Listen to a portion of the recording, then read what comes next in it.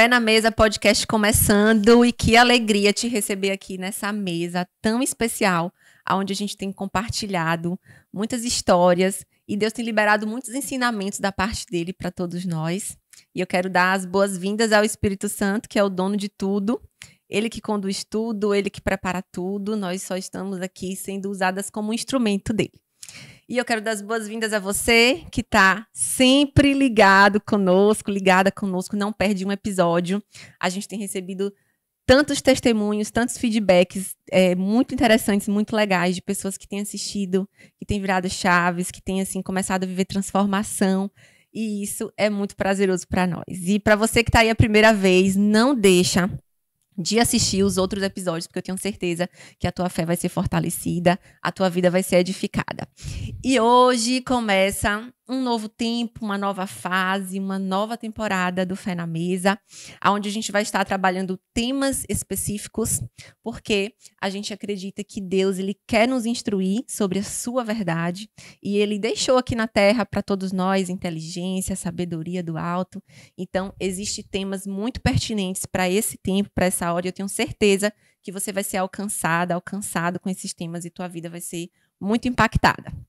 E hoje, para começar, nós estamos aqui com uma convidada super especial, é a psicóloga Marina Basso. Seja muito bem-vinda, Mari. Obrigada, Thay. Eu gostaria, primeiramente, de te agradecer pelo convite. É uma honra estar aqui nessa mesa, uma mesa que tem abençoado tantas pessoas, tem edificado tantas vidas, e eu acredito que não vai ser diferente hoje aqui em nosso encontro, amém? É verdade, amém, amém. E ó, a palavra de Deus, ela fala, eu até anotei aqui em João 8,32, fala assim: conhecereis a verdade e a verdade vos libertará. A verdade é Jesus, o próprio Jesus é a verdade, mas também tem outras verdades que Jesus quer que a gente conheça, que a gente acesse, para que a gente tenha uma vida abundante nele. E eu tenho certeza que esse tema de hoje vai ser muito especial para você. E o nosso tema é como lidar com adoecimentos mentais à luz da Bíblia e da psicologia. E aí, não podia ser outra pessoa, né? Marina, que para quem não sabe... Eita, Mari, prepara, né? Já foi minha psicóloga, já cuidou de mim. Deu muito trabalho, Mari? Não deu muito trabalho, mas a gente precisou fazer alguns ajustes, não foi, Thay? Muitos, verdade. E assim, foi um divisor de águas na minha vida. Foi assim, nossa, maravilhoso. Numa fase que eu precisava muito. E meio que assim, é como se você não só tivesse me ajudado naquele momento, mas você me ensinou também muita coisa que eu uso até hoje, né? Então, e além de ter sido minha psicóloga, Marina, ela também é irmã em Cristo e congregamos na mesma igreja, a Aliança, a sua igreja. E é muito prazeroso para mim estar aqui nessa mesa com você. Então, vamos começar, Mari, você se apresentando, falar um pouquinho para mim, para quem está nos assistindo, quem é Marina Basso, e já aproveita também e conta um pouquinho da sua história com o evangelho e com a psicologia. Eu gosto muito dessa pergunta, Thay, porque a gente nunca responde da mesma forma. E eu gostaria de começar respondendo ela indo lá para o ano de 2014, onde eu tive uma experiência muito forte com Deus. Uma profeta da Filipinas foi lá na igreja e eu tive a oportunidade de ter um contato com ela. E ela lançou uma profecia sobre a minha vida, e ela disse assim: assim diz o Senhor, você será uma voz que abençoará muitas pessoas, pessoas de longe, pessoas de perto. E nesse ano, ela nem sabia que eu cursava psicologia na época, eu devia ter mais ou menos 20 anos, né? E aí... hoje eu trabalho com a minha voz, então é uma profecia real, sim, é uma profecia que se cumpriu. Então, desde o momento que eu acordo até o momento que eu vou dormir, eu lembro, né, que a psicologia foi uma bênção de Deus para a minha vida. Eu lembro que eu não escolhi psicologia, o meu sonho era ser dentista. Todas as vezes que eu ia prestar o vestibular de odonto, acontecia um fato muito curioso. Eu queimava de febre, eu conseguia ir no primeiro dia, e no segundo dia minha febre ia lá para 40 graus, e eu não conseguia concluir a prova. E aí eu entrei num cursinho pré-vestibular, fiquei 3 meses nesse cursinho, e o Senhor usou um professor de redação. Ele falou sobre o curso de psicologia e ele dizia assim que se tinha algo que ele se arrependia foi de não ter cursado esse curso. E eu assistindo aquela aula, isso me instigou. Psicologia. E isso nunca mais saiu da minha cabeça. E eu não entendia o porquê. Eu nunca falei sobre, mãe, eu quero ser psicóloga, né? Que geralmente quando a gente é criança ou adolescente, a gente fala, eu quero ser isso, eu quero ser aquilo. E aí, eu acredito muito, né, que essa foi a missão que Deus preparou para minha vida. Então, Marina é uma voz realmente que abençoa muitas pessoas e ela é casada com o Luciano há 8 anos. Meu esposo é fotógrafo. Essa criança, gente, é casada há 8 anos. Sou casada há 8 anos. Eu tenho 31 anos. Muitas pessoas me perguntam, Mari, quantos anos você tem? Muita gente acredita que eu tô na casa dos 20 né? 23, 24. Mas eu tenho 31 anos e, além disso, eu sou uma pessoa que trabalha na igreja, né? Tá juntamente com você. Faço parte do Ministério de Empreendedorismo, então eu ministro aulas, né, que fala sobre desenvolvimento pessoal, empreendedorismo à luz da Bíblia, à luz da palavra. Então, eu acredito que Marina é tudo isso e muito mais. Além disso, Mari é uma pessoa que trabalhou muito para chegar onde ela chegou, porque eu tive muitas dificuldades ao longo do meu caminho, mas Deus é tão maravilhoso que Ele faz tudo perfeito, não é verdade? E eu acho interessante que Deus usa todas essas dificuldades para nos levar no lugar que a gente vai cumprir o propósito que Ele tem para nós. É né? verdade. Você vê que, ó que história linda, né? Você tá ali num cursinho, você não tava num pré-vestibular, porque eu já acho assim que a gente é muito nova para decidir a nossa profissão, né? Então a gente vai ali receber muitas influências, mas teve uma influência ali que foi muito específica para você e aquilo não saiu do seu coração. E acho que quando uma coisa não sai assim, que você não consegue, ficou selado, foi como de Deus, não é? Selo. Ficou psicologia. E aí eu prestei o vestibular. Na época eu precisei prestar numa faculdade que eu não queria cursar, mas aqui em Feira de Santana não tinha, por exemplo, ali na UFES, né, que é onde eu queria. Hoje já tem, né? Hoje já tem. E quando lançou o curso, né, abriu o curso lá na UFES, eu já estava, acredito que no 3º ou 4º semestre, e aí eu não quis voltar. Mas eu acredito que Deus é perfeito em tudo que Ele faz. Então, Ele faz as coisas no momento certo, no lugar certo, com as pessoas certas. Você chegou a morar sozinha, Mari, nesse tempo do estudo? Não. Eu fiz aqui em Feira de Santana mesmo. Então, e foi uma bênção fazer aqui em Feira, porque eu continuei na igreja, né? Eu conseguia ir para os cultos.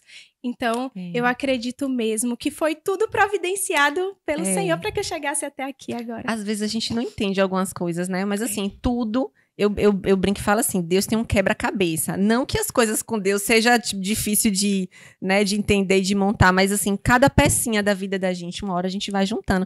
Eu não sei se você sabe, Mari, eu tinha passado em psicologia na minha época do vestibular.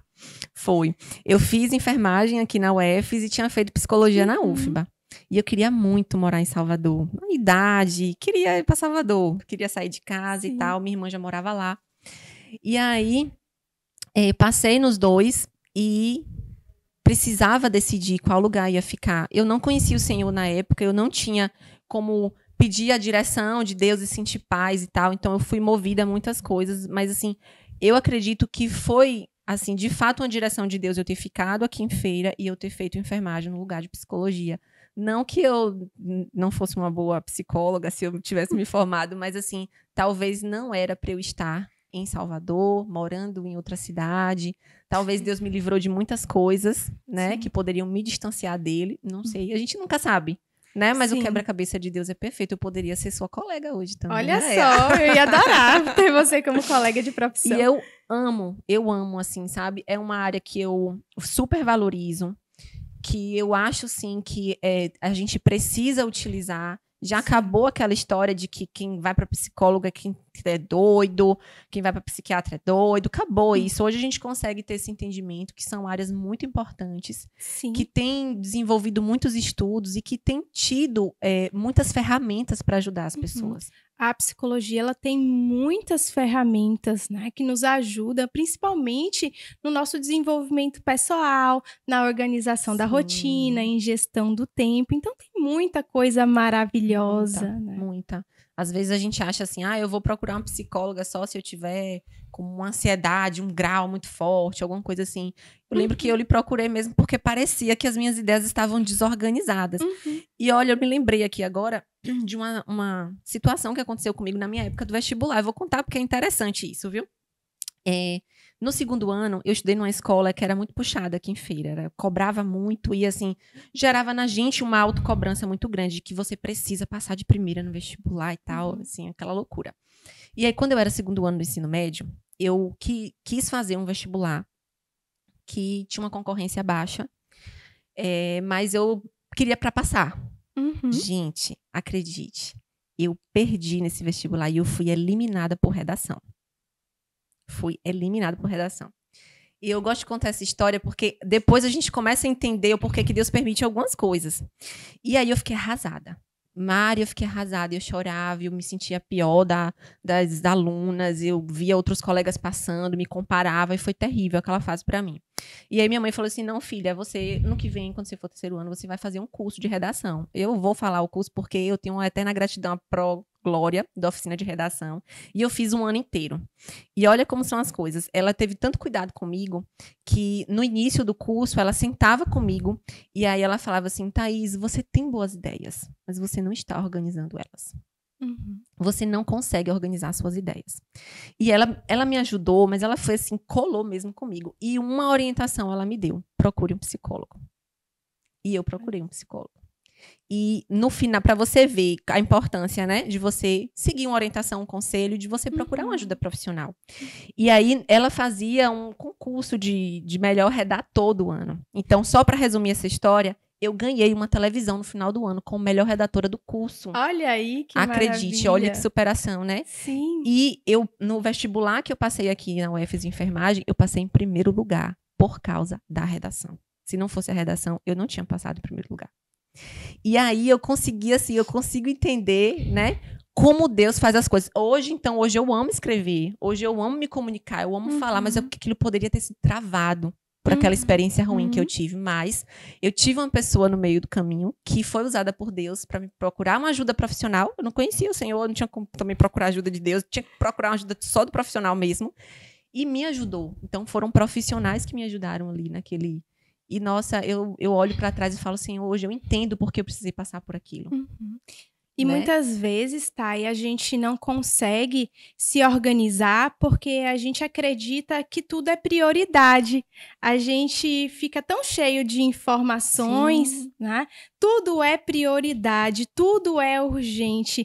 E no mundo atual que a gente vive, principalmente, tudo é muito urgente, tudo é pro aqui e agora e rápido. Então, quando a gente tem esse senso de urgência, onde tudo é prioridade, a gente tem um déficit aí na nossa gestão do tempo, na nossa gestão de organização de ideias. Eu acredito que foi isso, não é? Que aconteceu também. contigo na época. E assim, Mari, você falando sobre isso, eu já vou aproveitar antes da gente seguir nosso roteiro aqui e vou te fazer uma pergunta. Até uma pergunta pessoal, porque... eu particularmente, assim, eu gosto muito de ler, né? E foi uma das coisas que me ajudou também a escrever melhor, a organizar melhor as minhas ideias. Mas, às vezes, a fome é maior. A fome é maior do que a possibilidade. Como você falou, é maior do que o tempo que eu tenho disponível. E aí, às vezes... eu tô lendo, assim, 2, 3 livros ao mesmo tempo. Aí eu vou, além da minha leitura bíblica, tipo assim, no meu momento de oração, eu quero estudar livros da Bíblia. E aí eu estudo a Bíblia junto com livros que falam sobre aquele livro da Bíblia. E aí eu tô fazendo um devocional. E aí eu me percebo, algumas vezes, um pouco ansiosa. Tipo assim, eu preciso fazer e ao mesmo tempo não deu tempo de fazer. Eu começo a ficar preocupada. Tipo, poxa, eu não consegui fazer. Me frustro porque não deu tempo de fazer. E aí, recentemente mesmo, eu me percebi assim. Eu falei, não, então peraí, esse livro aqui vai esperar, eu só vou ler esse. E esse devocional aqui eu não vou fazer, eu só vou fazer meu estudo da Bíblia, da palavra, e depois eu volto para ele. Fala um pouquinho sobre isso, porque hoje na era do celular também, esse negócio de sair rolando feed, de ver tantas informações ao mesmo tempo, como é que isso pode, assim... gerar um traço, né, de uma necessidade da gente fazer um reajuste ali. Uhum. Primeiro eu vou te devolver com a pergunta. A gente corre para quê e para quem, não é? Sim. Então, vale a pena a gente refletir nisso, porque senão a gente corre o risco de entrar nesse mood multitarefa. É. E no mood multitarefa, a gente não consegue se beneficiar tanto se a gente colocasse aquele foco. Olha, eu vou ler esse livro, eu vou beber dessa fonte, eu vou Sim. aproveitar, eu vou desfrutar. A multitarefa impede até a gente de desfrutar, porque a gente está tão corrido, é tudo tão urgente. A gente lê uma coisa muito rápida, a gente vai fazendo as coisas muito rápido. Então, a gente está correndo para quê e para quem? A gente não desfruta mais. Sim. Né? Então, realmente, existe aí um pensamento ansiogênico por detrás. Né? A TCC, ela diz que um pensamento geram emoções e essas emoções, consequentemente, levam a gente a ter alguns determinados comportamentos. Então, no seu caso, os pensamentos automáticos de eu tenho que, eu preciso, mas eu quero fazer, eu quero ler, quanto mais eu beber dessa fonte, e isso vai gerando uma ansiedade, né? Um sentimento de ansiedade que vai ali induzindo o seu comportamento. E acontece com muita gente, né, pai? A gente tem que dosar mesmo, filtrar, Sim, passar uma peneira ali, né? sim. E é isso, gente, eu me senti agora na terapia, porque ela devolve as perguntas. É uma técnica, a gente chama né? de questionamento socrático ou seta descendente, muito utilizada na terapia cognitivo-comportamental. Então, a gente né? realmente faz as pessoas refletirem. Né? É muito importante isso. E eu aprendi, Mari, um pouquinho isso, acho que com você, e também já era uma característica minha. Eu penso muito sobre o que eu tô fazendo. E, assim, sobre até o que eu tô pensando. Você me ajudou muito também a aprender, né, a ser assim. Sim. Então, por que eu tô fazendo isso, né? Por que eu tô me levando a esse lugar? Por que eu tô pensando isso? E trocar os pensamentos. Enfim, eu acho que isso é importante também, né? Para todo mundo estar desenvolvendo. Sim. Mas vamos lá, vamos começar com algumas perguntas. E a primeira delas é a seguinte. A gente sabe que tem uma infinidade de transtornos mentais, de doenças mentais, né? Hoje cada vez está se tornando mais conhecido. As pessoas antigamente não se falavam tanto, mas hoje todo mundo sabe o que é um pouquinho de cada coisa, né? Todo mundo acha que pode até dar um diagnóstico a uma pessoa próxima. Mas assim, eu queria que você falasse um pouquinho assim dos principais adoecimentos que você tem atendido, né, na sua clínica, tem tratado, tem ajudado essas pessoas. Quais são, assim, os principais? Principalmente, Thay, depois da pandemia. Né? Um dos quadros mais frequentes no consultório é o transtorno de ansiedade. Dentro dele, o principal é o TAG, transtorno de ansiedade generalizada. A gente vê muito esse quadro diagnóstico. O transtorno do pânico também, ele é muito frequente. Né? O transtorno do pânico, ele é voltado muito para o medo, né? O medo de enlouquecer, o medo de passar mal, né? Depois da pandemia, eu percebi um aumento no quadro de pânico. Os quadros de depressão também são bem frequentes, transtorno bipolar e entre outros. Mas os principais ali ficam nos quadros de ansiedade atualmente. Interessante, né? Me lembrei agora também, você falando aí, que eu já tive. Assim, eu não tive o diagnóstico, claro, porque na época eu não procurei ajuda, né, de imediato, mas eu tive acredito eu que foi uma crise de ansiedade mesmo. Eu tinha passado uma situação em uma reunião, e aí, assim, eu acho interessante a gente compartilhar essas histórias, porque eu sei que algumas pessoas vão se identificar também, e vão ver que não há nada de anormal nisso, qualquer pessoa pode passar por isso, né? E aí, enfim, eu participei de uma reunião onde eu tinha sofrido uma exposição, e eu saí da reunião, só para resumir também, eu saí da reunião em prantos. É como se eu tivesse sido muito ferida naquela reunião por uma fala. E eu fiquei, assim, muito, muito angustiada, muito triste. Enfim, eu lembro que fui para casa sozinha, chorando. E aí, cheguei em casa, desabafei com meu marido, conversei ali, achei que estava tudo bem. E aí, eu também acho que eu sou uma pessoa que eu tenho uma capacidade de enfrentamento boa até, sabe? Então, assim, eu fiquei tranquila. E acredite, 15 dias depois tinha a mesma reunião com as mesmas pessoas e eu me organizei pra ir. Tava tudo certo pra ir. Eu lembro que tinha a leitura de um texto e eu tava lendo o texto. Minutos antes de sair de casa, eu tava relendo o texto que seria trabalhado nessa reunião. E eu comecei a passar mal. Eu comecei a sentir, era tantos sintomas ao mesmo tempo, tipo assim, nenhum tinha uma conexão muito clara um com o outro. Eu fiquei muito tonta, fiquei enjoada e fiquei com falta de ar. E aí, eu não gosto de ir para o hospital. Só que a minha primeira solicitação para meu marido foi: me leva para o hospital porque eu estou morrendo. E eu não tinha entendimento que aquilo era. Depois que eu vim entender que o fato de eu estar me preparando para ir para uma reunião que eu tive, né, ativou ali, não sei nem se é certo falar assim, ativou um gatilho, e ali eu, enfim, fui pro hospital, fiz um monte de exame e tal, e não deu nada, e Thaís vai pra neuro e faz isso, faz aquilo, nada. Até que uma pessoa, não lembro se foi um médico, se foi alguém, falou assim, ou se foi até minha irmã também, que é psicóloga, não lembro exatamente quem foi na época, falou, isso pode ter sido uma crise de ansiedade. E aí, depois que eu entendi aquilo ali, eu fui me protegendo, moderando, passei um tempo não ir para essa reunião, até digerir tudo aquilo que aconteceu, e depois eu não tive mais. Foi um episódio, assim, que eu tive, sabe? Que eu me lembro que pode ter sido uma crise, porque eu posso ter tido outros e não pode sei, não, né? Na verdade foi uma crise de ansiedade, porque o nosso corpo, ele ativa um sistema chamado luta ou fuga, né? Ou a gente luta ou a gente foge. Só que nesse processo, a química do nosso corpo, né, do nosso cérebro, se altera. Então, assim, libera ali muito cortisol na nossa corrente sanguínea. O nosso coração, ele bate mais rápido, então você começa a hiperventilar.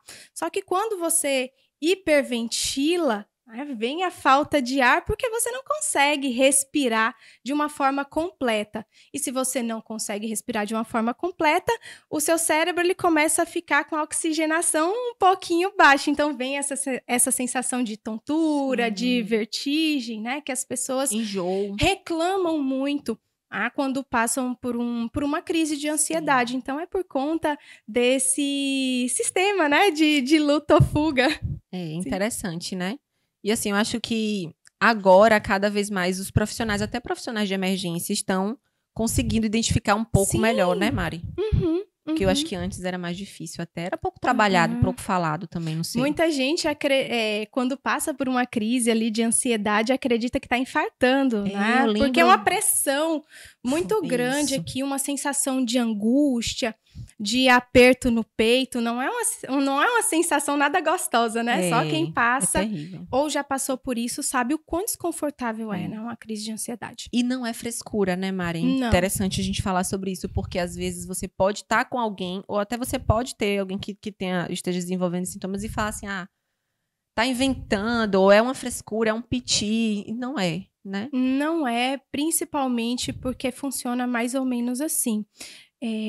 Todas as vezes que a gente vivencia uma situação hipotética, uma situação X, a gente vai refletir sobre aquela situação. E essa reflexão, ela vem carregada de emoções. Eu posso refletir e sentir uma emoção de alegria, eu posso refletir e sentir uma emoção de tristeza, mas também posso me sentir ansioso, com medo, preocupado, impotente, insuficiente, né? E tudo isso, como eu te disse, vai mexer com a química do corpo. Mas uma vez que essa química ela é alterada, o nosso corpo ele vai demorar um tempinho para voltar para o estado basal dele, né? E é aí que as pessoas se pegam. Será que é frescura? Não, não é frescura. Cortisol foi a rodo na sua corrente sanguínea, né? Você tem uma diminuição ali da dopamina, da serotonina, então mexe muito com a química do corpo. Tanto é que tem pessoas que passam por crises de ansiedade frequente que acabam desenvolvendo manchinhas roxas no corpo, algumas alergias. Vai para o dermatologista e o dermatologista fala, procura um psicólogo, né? Procura um psicólogo. Ou o cabelo começa a cair, unha começa a ficar mais fraca por conta dessa alteração química mesmo. Então, não é frescura, mexe mesmo com o corpo inteiro, né? Esses processos ansiogênicos. Interessante isso. Ô Mari, uma dúvida também. A gente fala sobre transtornos de ansiedade, como você falou aí, que tem vários tipos, né? Uhum. Mas tem também a ansiedade. Ou não existe diferença? Olha, ansiedade, Thay, todos nós temos. A ansiedade, ela é um mecanismo de defesa muito importante. Se a gente não se sentisse minimamente ansioso, a gente seria atropelado ao atravessar uma rua. É como o medo, né? O medo na dose certa também, ele é bom. Então, a ansiedade, ela vem de uma forma boa a nível de nos preparar. Por exemplo, a gente tem uma prova. Digamos que você tem uma prova para fazer. Se você não se sentir, né, o mínimo ali ansiosa, você não vai ter um movimento de ação. Então, a ansiedade que não é patológica, uma ansiedade natural, ela te prepara para a ação.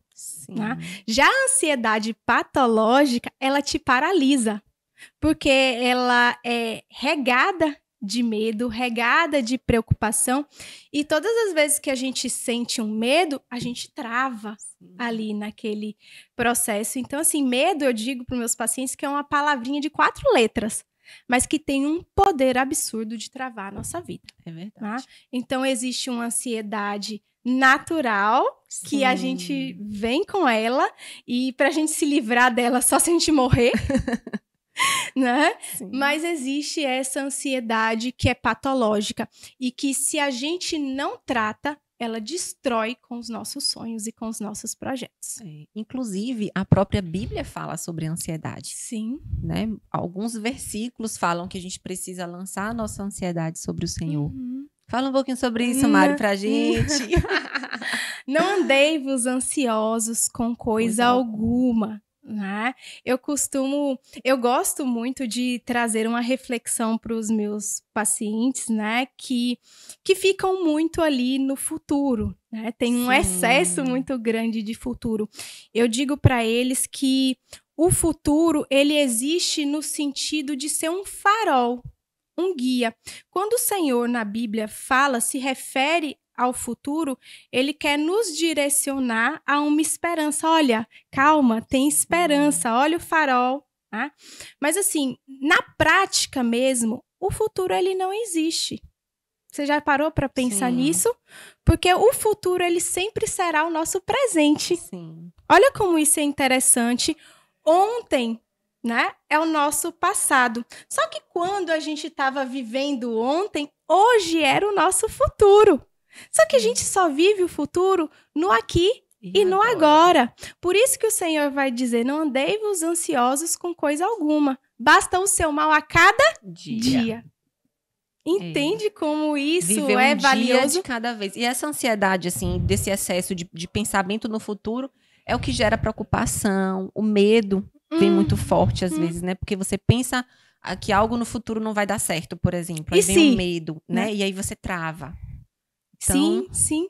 E se não der certo? E se eu não conseguir? E como é que vai ser? Gente, a gente só vai ter essas respostas se a gente testar essas hipóteses. No presente. No nunca presente. No futuro, né? Exatamente, eu digo para os meus pacientes. Quando foi que o será e o e se te deu uma resposta? E aí, Thay, quando foi que o será e o e se te deu uma resposta? Só fazendo no presente. Exatamente. O será e o e se, ele nunca vai nos responder. Então, existem perguntas mais assertivas do que o será e o e se. Né? Como? Quando? Onde? Por quê? São perguntas muito mais assertivas do que, e se não der certo? Eu substituo. Como eu faço? O que eu preciso fazer para dar certo? Para que eu estou fazendo isso? Exato. Eu gosto muito do pra quê também. Eu acho que o pra quê dá esse senso de propósito. E você para de fazer essas coisas de forma, tipo, metralhar, né? Sair fazendo tudo ao mesmo tempo. Então, hoje aqui, ninguém mais que assistir esse podcast vai usar o será e o e se. Usem perguntas mais assertivas. Como eu faço para dar certo?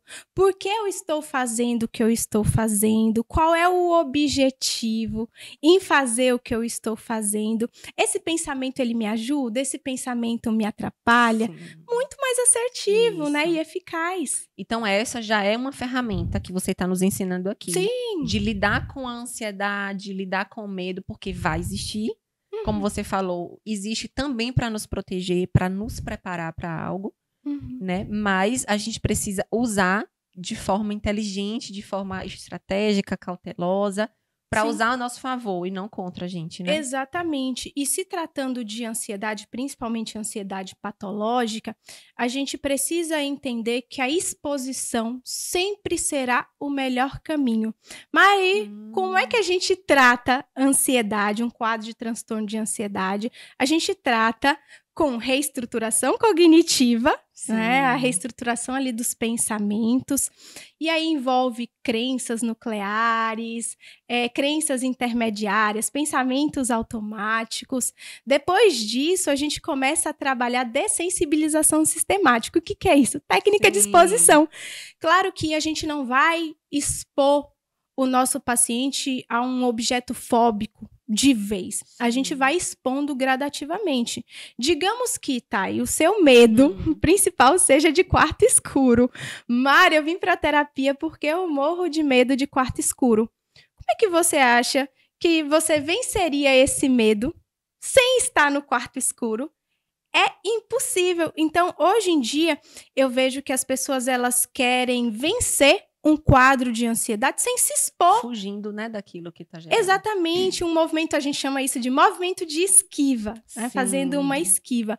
A gente nunca vai conseguir tratar um quadro de ansiedade, de depressão, seja o quadro que for, através de um movimento de esquiva. Sempre vai ser desensibilização sistemática. Uau. E você falando aí, algumas coisas começam a fazer sentido, né? Eu não sei se eu já compartilhei com você essa história. Mas pode não parecer, mas eu tinha medo de falar em público. E esse medo só foi, pasmem, só foi, assim, eu posso dizer, superado recentemente, final do ano passado. Apesar de eu já ter anos que eu falo em rede social, falo em público, mas eu tinha muito medo. E aí eu descobri que esse medo, ele vinha também de uma fala de meu pai na infância. Aonde ele falava assim, eu tirava nota 10, eu lembro que era assim, primeira série, né? Era a pós-alfabetização, e eu tirava 10, e tirava 10 em tudo, e eu lembro dessa cena, eu lembrei, na verdade, né, dessa cena, eu com uns 6 para 7 anos, eu correndo, eles tinham uma loja, eu correndo, aí eu chegava, mostrava para ele, olha aqui, meu pai, eu tirei 10. E ele falava assim, é sua obrigação. E aí aquele negócio ali, tanto é que eu nunca mais fui uma aluna de 10, tirar 10 em tudo. Eu sempre ficava ali, eu sempre fui aluna acima da média, mas nunca fui mais uma aluna de 10, né? E aí eu tive alopécia no terceiro ano, tive várias questões que depois, hoje, eu vim entender que era esse medo de não ser perfeita.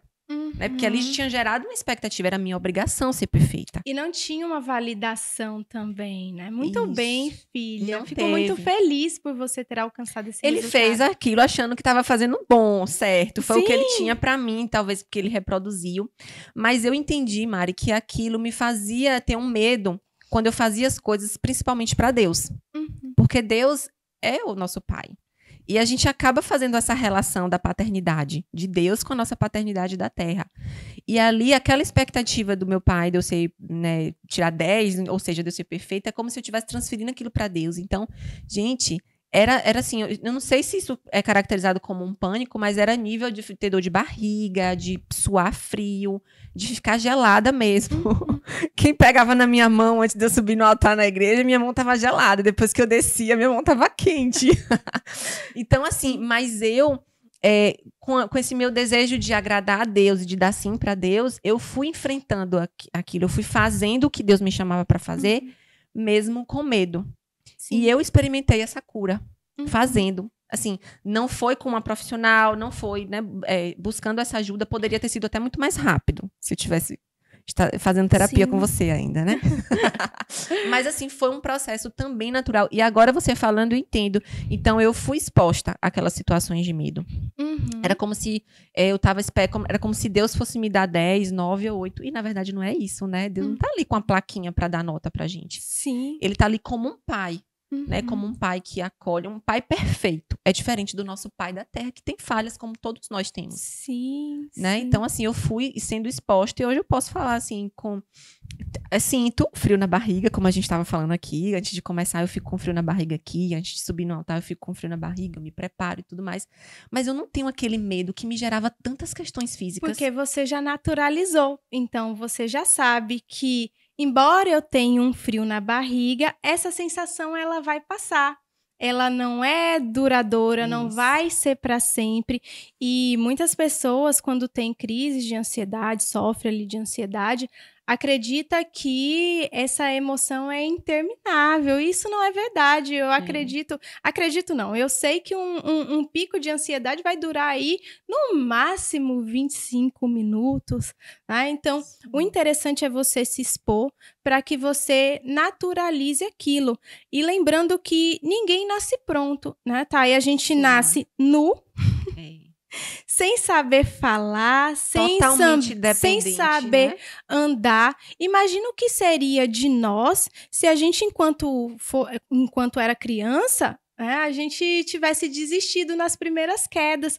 Percebe o quanto a criança ela é maravilhosa. A criança é algo assim, né? Ela cai, dali a pouco ela insiste, ela persiste naquele movimento. Então, eu acredito que a gente precisa cultivar um pouco mais daquilo que a gente tinha na infância. A criança, ela não tem julgamento. Ela só quer aprender, ela quer se divertir com a vida, ela quer desfrutar da vida. A criança é muito curiosa, né? Então, são características que a gente vai perdendo ao longo do tempo, principalmente porque a gente não nasce com medo.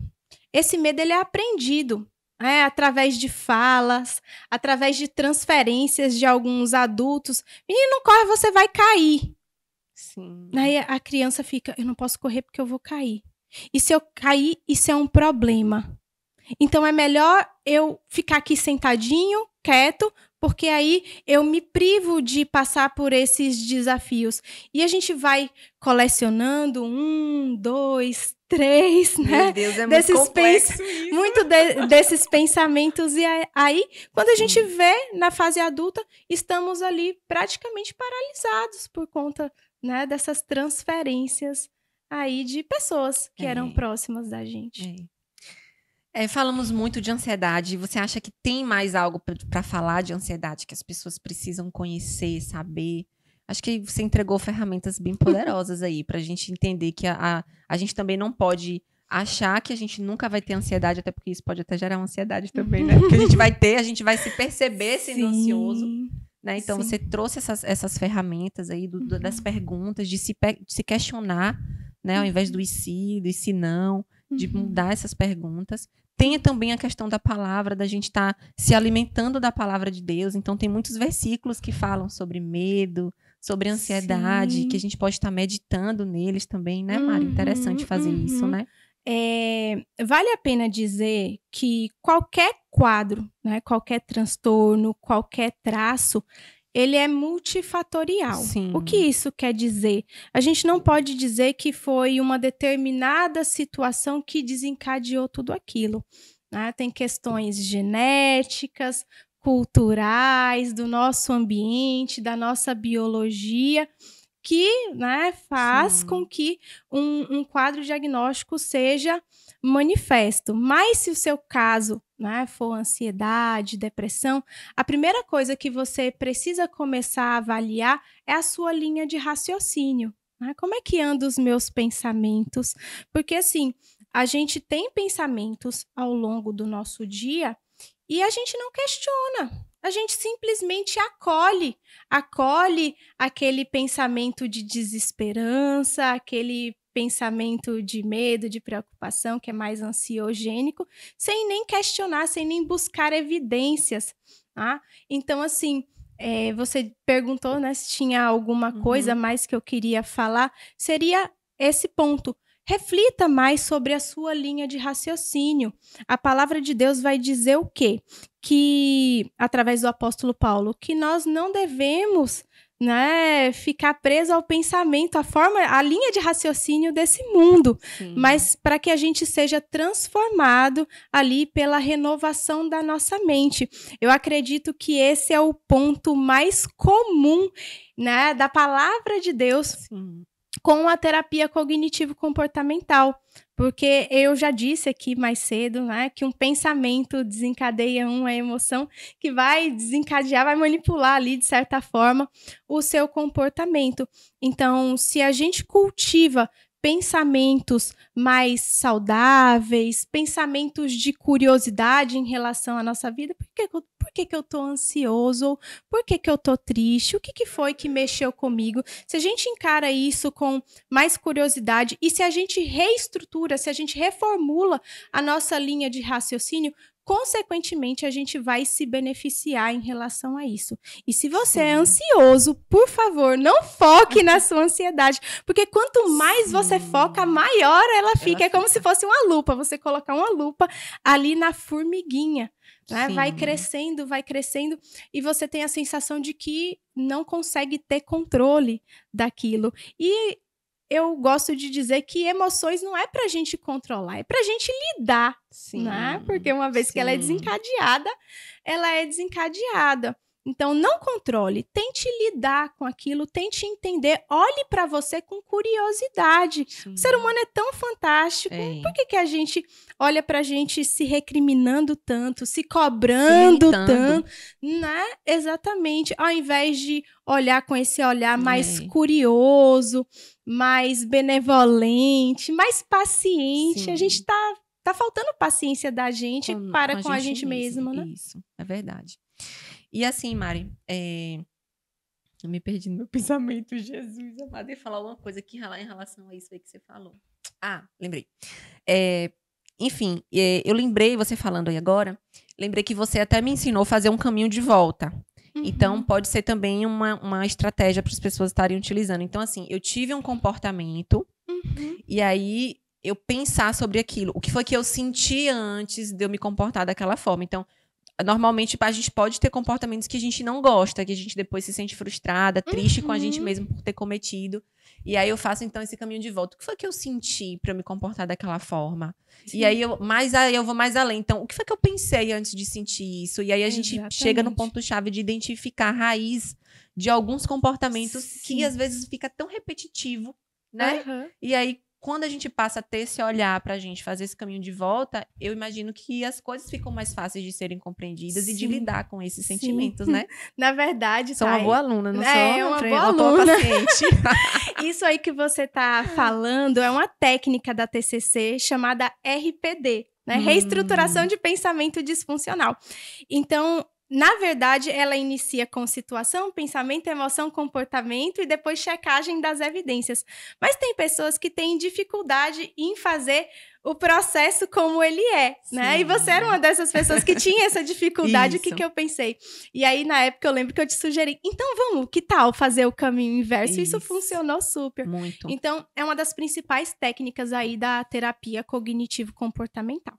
Maravilha, então já pega essa dica aí, ó, e já pratica. Sim. A gente falou bastante agora sobre ansiedade, eu acredito que, assim, alcançou muitas pessoas, porque muita gente tem sofrido em lidar com ansiedade, né? Então, eu acredito que ferramentas poderosas foram liberadas para você usar, né? Para guardar, não, para usar. E tem muito mais, viu? Tem muito mais, né? Muito mais, né? O repertório aí, tanto para ansiedade quanto para depressão, é muito vasto. Então, isso aqui é só uma gotinha no oceano da quantidade de ferramentas que a gente tem aí para tratar e se livrar aí dessa ansiedade patológica. E além da ansiedade, Mário, o que mais você tem tratado assim no consultório? De que você tem percebido que tem aumentado, que as pessoas têm sido mais acometidas? Eu acredito, Thay, que hoje as redes sociais, elas têm fomentado aí, né, o desenvolvimento não só da ansiedade, mas não, como eu te disse, os transtornos eles são multifatoriais. Eu não estou aqui Sim. dizendo que a rede social, ela sozinha desencadeia, né? Mas tem uma relação com as redes sociais no sentido, por exemplo, dos quadros depressivos, da comparação, da desesperança, do perfeccionismo, né? O outro tem, o outro pode, eu não tenho, eu não consigo. E tudo isso vai entristecendo a pessoa por dentro. Então, o outro quadro que a gente vê bastante é esse quadro mesmo da depressão. E eu acredito, né, que tem sido fomentado muito pelas redes sociais, né? O senso de urgência, principalmente a gente teve um boom dessa questão do empreendedor, né? E eu costumo dizer que nem todo mundo nasceu para ser empreendedor. E muitas vezes a gente está fazendo os mesmos caminhos, como se fosse uma fórmula pronta e uma fórmula pronta, mágica, né? Então, se o outro eu também preciso seguir esse mesmo caminho.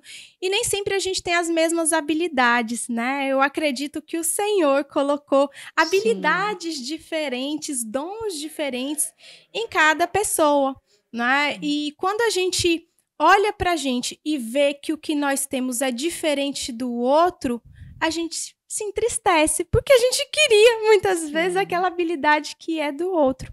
Então, eu acredito que esse é um fator que tem acontecido e é muito pauta de terapia. Hoje, grande parte dos meus pacientes decidiram dar um tempo no Instagram. Olha pra isso. Interessante isso, Mari, porque assim, você falou aí coisas muito, que pra mim fazem muito sentido, né? Esse boom do empreendedorismo e das redes sociais juntas fez com que muitas pessoas adotassem um estilo de vida muito mais de mostrar que tem e faz do que o que realmente é. E eu acho que tá escasso você ter nas redes sociais pessoas verdadeiras. É óbvio que você vai nas redes sociais expor aquilo que lhe cabe expor, que faz sentido. É um recorte da sua vida. Você escolhe o nicho que você vai trabalhar, os conteúdos que você vai publicar, se é rotina, se você vai trabalhar profissionalmente falando sobre a psicologia, né? Enfim, tem várias coisas que você pode falar ali. Mas a gente precisa ter essa consciência de que ali é um outdoor, ali é uma vitrine do que a pessoa apenas quer mostrar. E, infelizmente, muitas pessoas têm vivido de aparência e se distanciado da sua própria essência. Então, aí eu consigo ver também um adoecimento das duas partes. Daquela pessoa que não sabe nem mais quem é, porque precisou montar um personagem pra mostrar nas redes sociais. Faz o caminho inverso, né? Tipo assim, uma pessoa que quer ser bem-sucedida, primeiro ela mostra que ela é bem-sucedida pra depois ela realmente ser. Então, criar uma figura de autoridade, né? Construir uma figura de autoridade. Se perde no meio do caminho, não sabe nem mais quem é. Sabe? Perde essências, princípio. A pessoa vai perdendo valores, né? Começa a cultivar um valor que é do outro, mas que não tem nada a ver com você. E engraçado isso porque dentro das cognitivos comportamentais a gente tem uma abordagem chamada DBT. E a DBT vai dizer assim que uma vida que vale a pena ser vivida é uma vida onde os nossos valores estão inclusos, né? Mas nessa ânsia a gente acaba deixando de lado os nossos valores. Dali a pouco a gente se perdeu. Tá frustrado. Às vezes entra até numa depressão, a pessoa que pensa até em se matar. Porque se perde, né, Mari, no meio do caminho. A autoestima vai lá pro núcleo da terra, né? Porque o outro tem, o outro consegue. Olha o pensamento automático aqui, né? O outro tem, o outro consegue. Eu não consigo, então eu sou um fracassado. E passa a acreditar fortemente aí nessa crença nuclear de que eu sou um fracassado. E aí a gente vai moldando o nosso comportamento voltado para essas crenças. Então hoje muitos pacientes falaram, olha Mari, o Instagram, ele não é para mim. Eu ainda não tenho a maturidade para estar lidando com essa ferramenta. Tem gente, né? Eu olho ali, eu queria consumir, eu queria ter, e eu entrei em dívidas muito grandes. Deus, isso é muito comum. Né? Isso é muito sério, e é a realidade. Muita gente está passando por isso, nesse momento atual. Então, a gente tem que ter cuidado aí com essas questões de rede social. Primeiro, você identifica a sua essência. Sim. Primeiro, você identifica se aquilo é para você. Não faça porque os outros estão fazendo.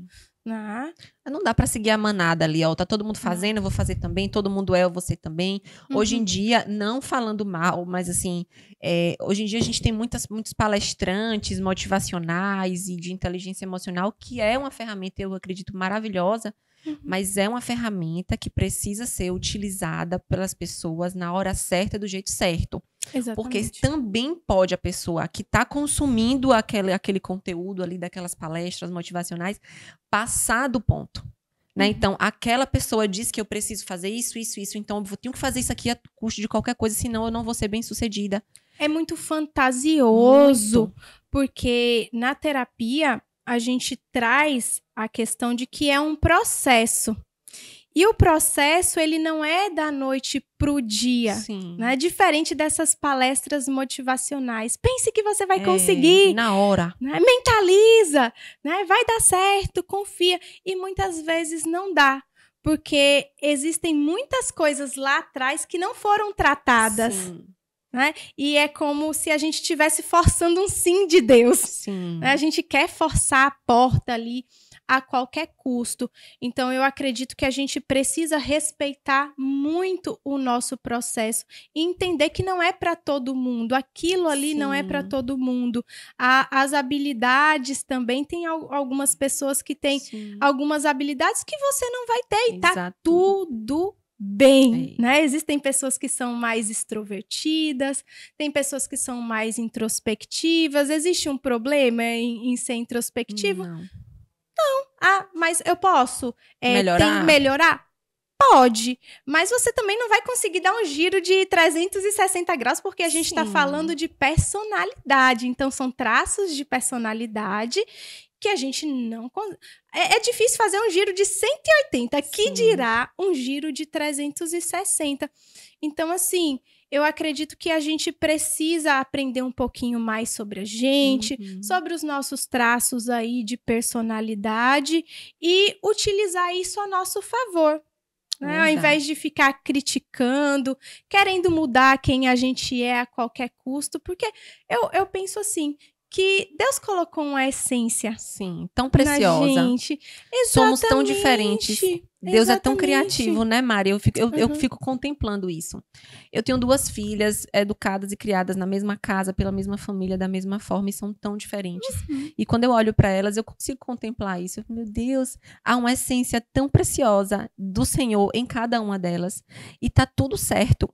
Eu só tenho uma dificuldade de aprender a lidar com uma com outra, né? Tipo assim, eu que me vire como mãe, para eu lidar com isso e assim, potencializar as qualidades de forma diferente de cada uma e entender que cada uma tem um processo. E aí eu quero comentar sobre algo que você falou, que eu acho que é muito importante, que todo mundo tenha isso em mente. É sobre o processo. A própria palavra de Deus fala que há o tempo determinado para cada coisa acontecer, debaixo do propósito de Deus.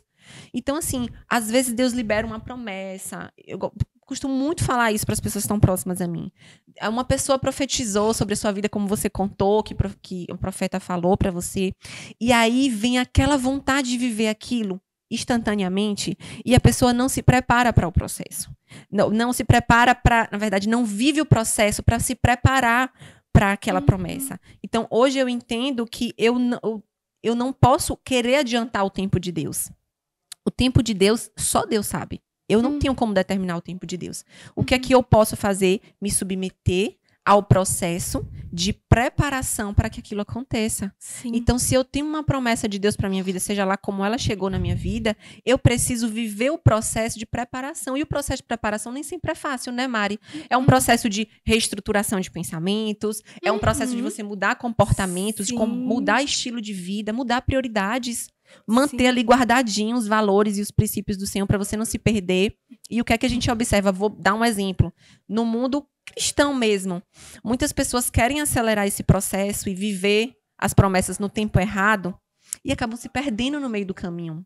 Quantos escândalos a gente vê no mundo cristão? Infelizmente, isso é uma realidade. Quantos artistas do mundo gospel, né? Vamos dizer assim, de músicos excelentes, mas que se perderam no meio do caminho, chamados, foram perdidos ali, porque a gente quis viver o tempo de Deus no tempo daqui do nosso tempo.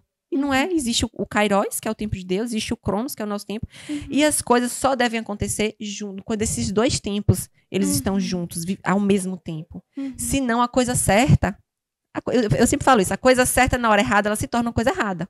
Exatamente. Então, isso é muito importante você ter, não só para você ter uma ferramenta para você não desenvolver uma depressão, até um pensamento e uma atitude suicida, é você olhar para si e se submeter ao processo.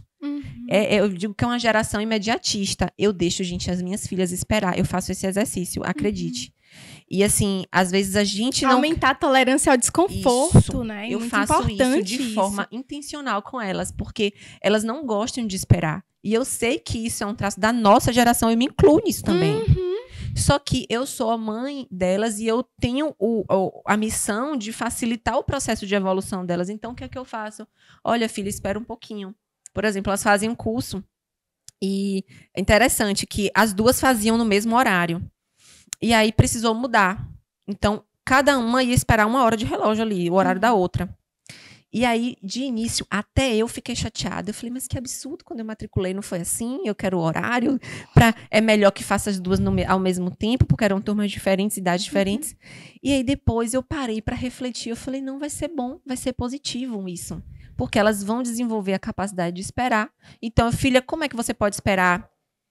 Pode esperar fazendo nada, tudo bem se não quiser fazer nada, mas se quiser levar um livro, lê um livro. Se quiser aproveitar, levar a tarefa da escola, você já vai adiantando a tarefa da escola. Usar o tempo de espera. Porque em coisas simples do dia a dia, a gente não consegue esperar. Aí quando chega num processo de Deus, porque Deus é um Deus que nos faz esperar, aí às vezes a gente não consegue esperar. Sim. Quantas pessoas, Mari, a gente vê que se revoltam com Deus? Quantas pessoas não sabem nem descansar? Não conseguem nem descansar. Porque acha que tá fazendo tudo errado. Só que a gente precisa entender que o descanso é o quê? Um princípio. Até Deus descansou para que a gente entendesse que precisamos descansar. Exatamente. E as pessoas acreditam quando Deus está em silêncio que Deus não está falando. Mas o silêncio também é uma resposta. O não também é uma resposta. E eu acredito que Deus, quando Ele quer nos tirar de um lugar para outro, Ele fala. Sim. A gente não precisa ficar ansioso. Quando isso acontecer, você vai saber, ele vai te direcionar ao que fazer. Então, se ele está em silêncio, é porque realmente ele está trabalhando, está forjando o seu caráter ali, porque a espera nos fortalece. Isso. É como se assim, fortalecesse as nossas raízes mesmo, para que a gente estivesse, de fato, firmado, preparado para quando vier acontecer algo muito bom da parte de Deus, a gente não caia, não se abale. Então, precisamos nos submeter ao processo. Vai doer? Às vezes dói, né? Dói. Às vezes no processo de espera ou no processo, né, de preparação, a gente vai precisar de uma ajuda profissional. Busca ajuda profissional, né? Busca um psicólogo para te dar ferramentas para você lidar com aquilo, né? Com às vezes com a comparação, com a ansiedade e tantas outras coisas, né? Exatamente. E não existe uma guerra entre a psicologia e a Bíblia, né? Eu gosto de trazer muito isso. Maravilha. Né? Porque a psicologia, ela vai te direcionar a bons caminhos, né? Como eu te disse da TCC, em relação aos pensamentos, que de Gênesis a Apocalipse, a gente vai ver Deus falando sobre essa questão da gente se policiar em relação aos nossos pensamentos. Tem uma passagem que eu gosto muito, que é quando Deus diz que Davi era um homem segundo o seu coração. Só que coração, todas as vezes, né, que a Bíblia fala sobre coração, está falando de pensamento. Então, a Bíblia quer dizer que Davi era um homem com pensamentos ali que agradava o Senhor. Mas por quê? Porque ele meditava na palavra. E a palavra vai dizer, nesse livro, medite de dia e de noite. Diante de uma se você é uma pessoa que medita, diante de uma situação difícil, desafiadora, os versículos vão vindo assim na sua cabeça, né? Quando a gente tem medo, a gente lembra, a palavra de Deus diz 365 vezes, não temas, eu sou contigo, né? Ou quando também tiver o verdadeiro amor, lança fora todo medo. A gente tem muitas reestruturações cognitivas bacanas ali na Bíblia, que eu acredito que são ferramentas para a gente, né, que é cristão, utilizar. É de muito benefício. E precisamos utilizar. E para isso a gente precisa conhecer a palavra. É por isso que não existe um cristão que não lê a Bíblia, que não busca conhecer mais essa verdade, né? É uma prática que a gente precisa fazer. Como a gente estava conversando ontem, assim, né? Você falando, de manhã tem sempre lá nos seus stories a xícara de café e a Bíblia. E assim, foi algo que foi desenvolvido. Eu não vou ser hipócrita para você dizer que eu sempre tive esse hábito, não.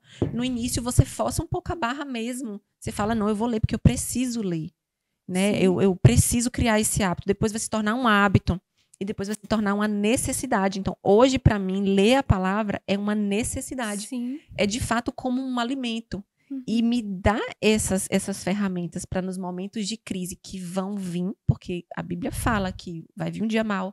Fala que a gente vai ter aflição, Jesus teve, porque a gente não vai ter. Mas né? tem de bom ânimo? Mas tem de bom ânimo, então vem com a esperança, vem com a realidade. Eu acho fantástico, porque a Bíblia não engana ninguém. Não diz que vai ser mar de rosa, então não queira ver um mar de rosa, porque não existe, é fantasioso. Né? Mas diz a realidade, mas te dá ferramentas também. Né? De como você fala, dá esperança, dá estratégia, renova. Né? Seu ânimo, sua força. Sim. E as pessoas acreditam que elas precisam ser felizes o tempo inteiro. Agora, imagine o quanto seria enfadonho ser feliz o tempo inteiro. Imagina você perder alguém... Eu nunca parei pra pensar nisso, viu?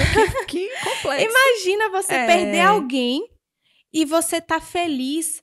Gente, esse mix de emoções é muito importante para o nosso dia a dia. As emoções, elas são funcionais. As emoções, elas são adaptativas, né? Para cada momento de vida que a gente vive. Se a gente for ler a palavra, você vai ver um mix de emoção, né? Dos personagens ali. Eles sentiram angústia, eles sentiram alegria, eles sentiram tristeza, mas no fim, tudo deu certo, né? O próprio Jesus, que é Deus e veio em forma de homem, ele não precisava passar por nada disso, mas passou. E eu acredito assim que passou muito para ensinar pra gente também, né? Então, assim, às vezes diante de uma situação eu gosto muito de pensar dessa forma, assim, eu vou pra Bíblia. Quando Jesus passou por isso, como foi que ele reagiu? Porque a gente consegue ter esses ensinamentos claros. É como se a gente estivesse, de fato, seguindo os passos de Jesus, pisando sobre as pegadas dele. Né? Então, assim, quando Jesus ele se irou, o que foi que ele falou? O que foi que ele fez? Imagina o pensamento automático dele naquela hora. Ai, meu Deus, Imagine, né? Então a gente tem muitas ferramentas maravilhosas. Né? Eu sou apaixonada pela palavra, sou suspeita pra falar. Jesus, ele é tão incrível que ele nos ensina a ser ser humano. Isso, perfeito. Ele é Deus, mas ele não veio nos ensinar a ser Deus. Isso. Ele veio nos ensinar a ser gente. Ele sentiu angústia, ele sentiu tristeza, ele chorou. Ele ficou de luto, né? Quando Lázaro, ele recebeu a notícia que mesmo sabendo que ele ia ressuscitar, que ia ficar tudo bem, ele chorou. Ele teve aquele sentimento não só por Lázaro, mas em ver a tristeza, ele se colocou ali no lugar dos familiares, dos amigos, ele se irou, né? Em um determinado momento, mas a palavra diz, né? Não deixe o sol se pôr por debaixo da sua ira. Então, foi em um determinado momento ele veio para nos dizer que sentir emoções é normal e que você não precisa ficar assustado quando elas vierem, que você pode, que você tem dentro de você capacidade o suficiente para lidar com isso. Não se subestime. Isso faz parte do equilíbrio, né, Mari? Que a gente tem falando e até a gente tem programado aqui falar sobre isso, mas eu acho que a gente já vem falando. não existe um equilíbrio ideal. Eu imagino, eu quero que você fale um pouquinho sobre a sua visão como pessoa e como psicóloga também. Por exemplo, eu busco equilíbrio, né? Eu busco equilibrar as áreas da minha vida, dar atenção a um pouquinho na cada área. Eu busco equilibrar as minhas emoções. Enfim, eu busco ser uma pessoa equilibrada. Isso é algo que eu busco, é uma busca minha. Mas eu tenho também a consciência que eu não sou uma balança e que eu vou conseguir equilibrar os pratos o tempo todo. Vai ter um momento que eu vou dar um pouquinho mais de atenção a uma coisa e a outra. E eu acho muito interessante que algumas pessoas vêm me perguntar, que me acompanham, né, nas redes sociais, Thaís, como você dá conta de tanta coisa? Aí sempre a minha resposta é, eu não dou conta de tudo. Eu não dou mesmo. Isso é só uma interpretação sua a meu respeito, que não tá funcional. Isso, então assim, eu não dou conta de tudo. Vai ter um momento que eu vou dar um pouquinho mais de atenção ao trabalho, porque exigiu, e aí eu deixei um pouquinho a minha casa ali.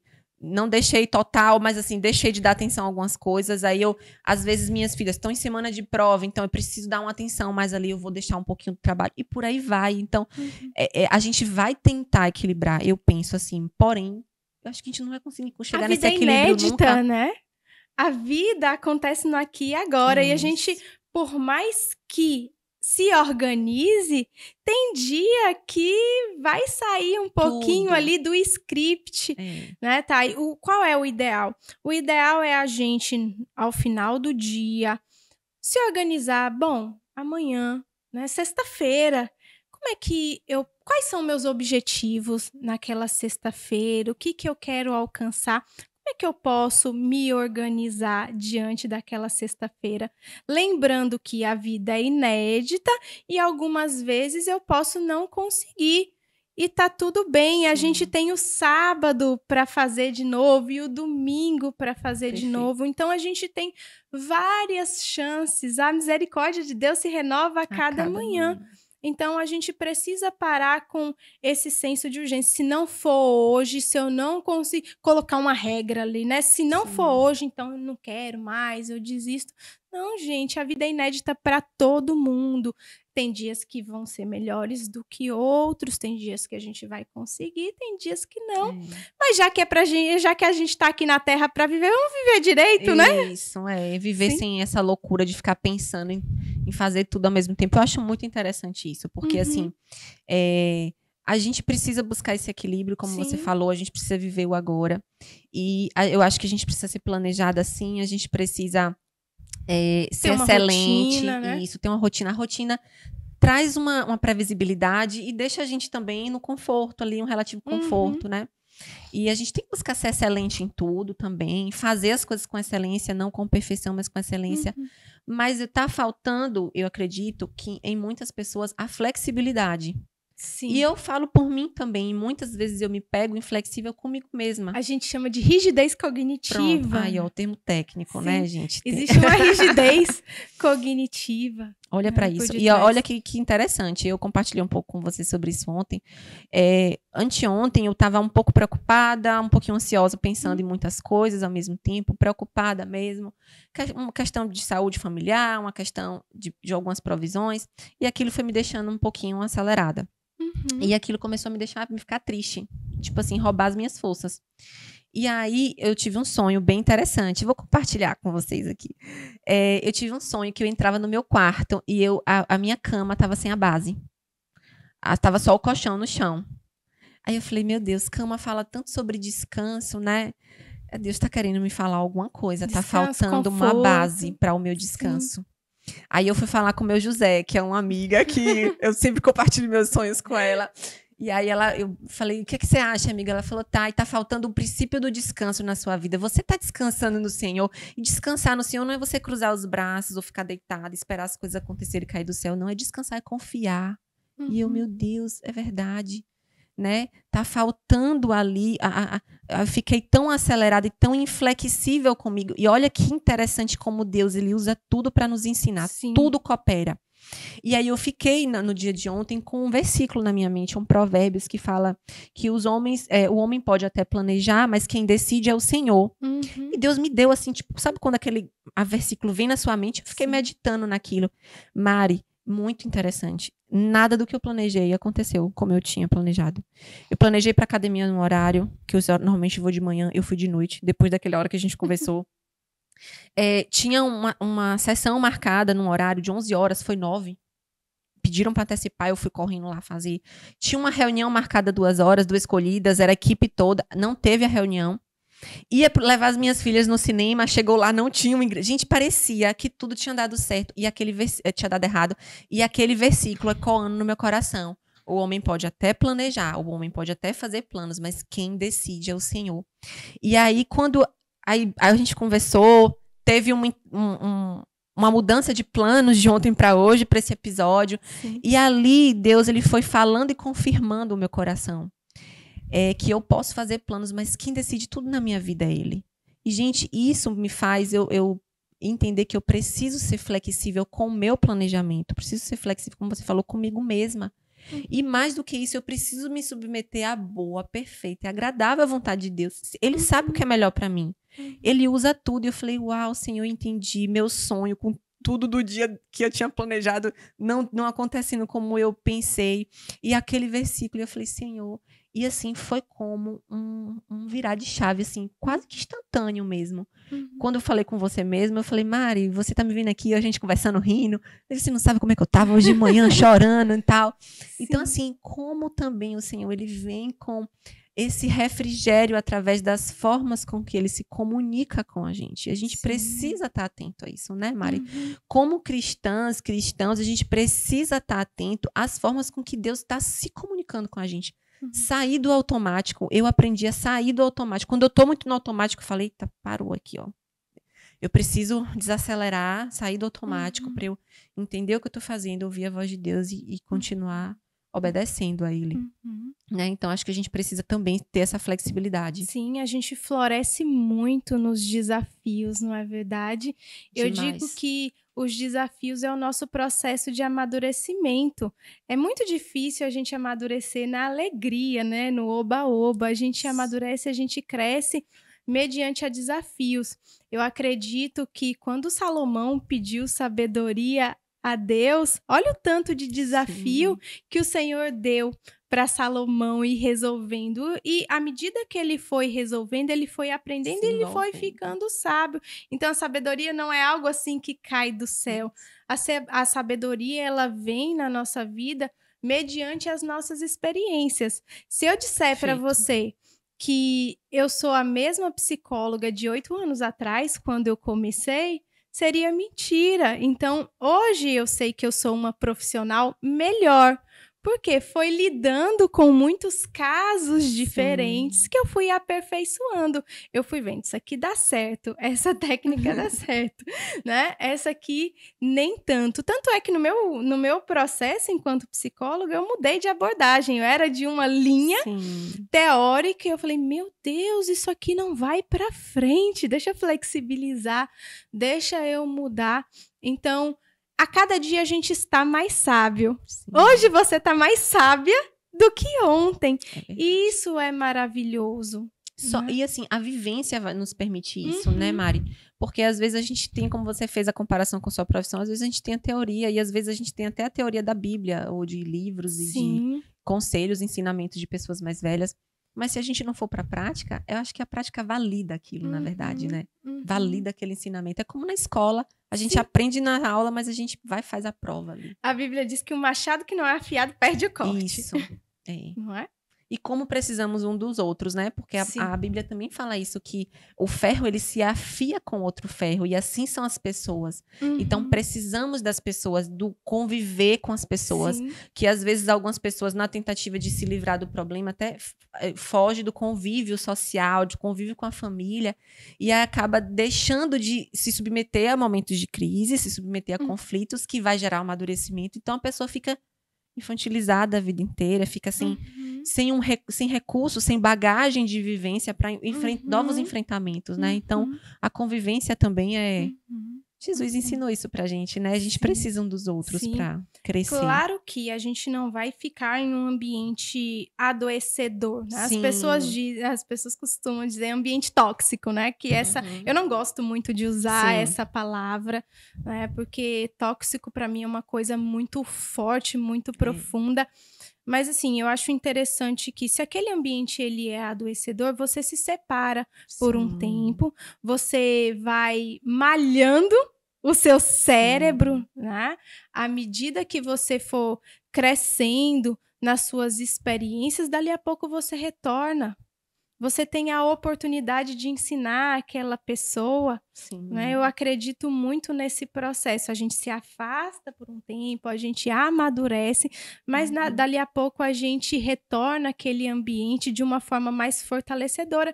E a gente tem a oportunidade de ensinar, né, aquela pessoa. Aconteceu muito comigo esse processo, né?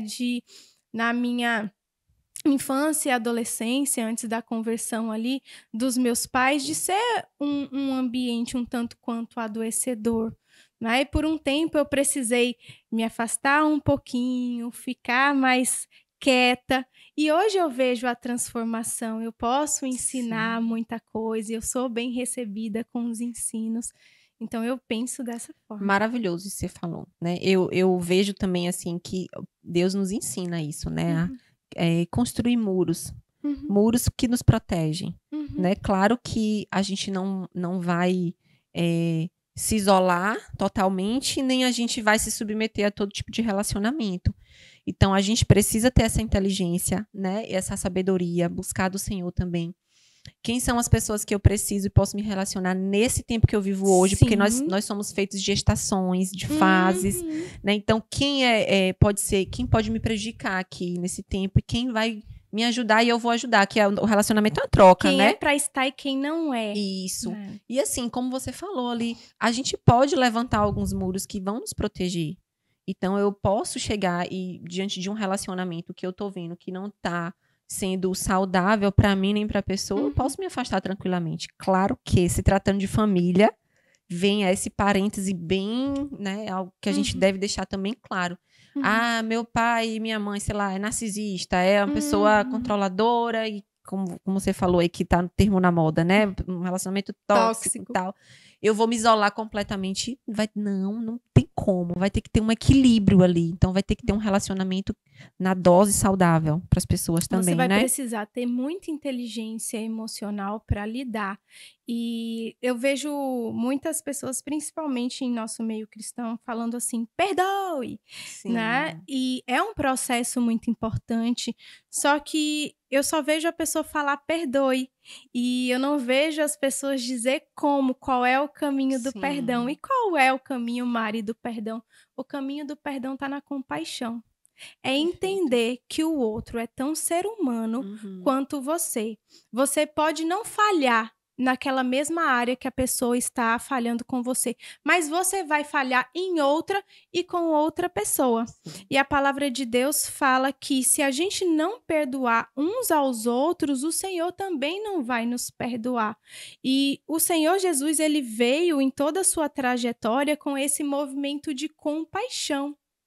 Né? Ele teve compaixão da mulher adúltera quando, né, o pessoal queria ali apedrejar, ele abaixou, né, assim se encurvou, começou a escrever ali na areia, né, fez um gesto ali simbolicamente, e aí ele respondeu: aquele que não tem pecado, que atire a primeira pedra. Todo mundo sai de cena, fica ele e a mulher.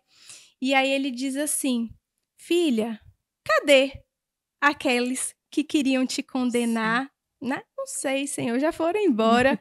Aí ele fala assim: eu também não te condeno, vá e não peques mais.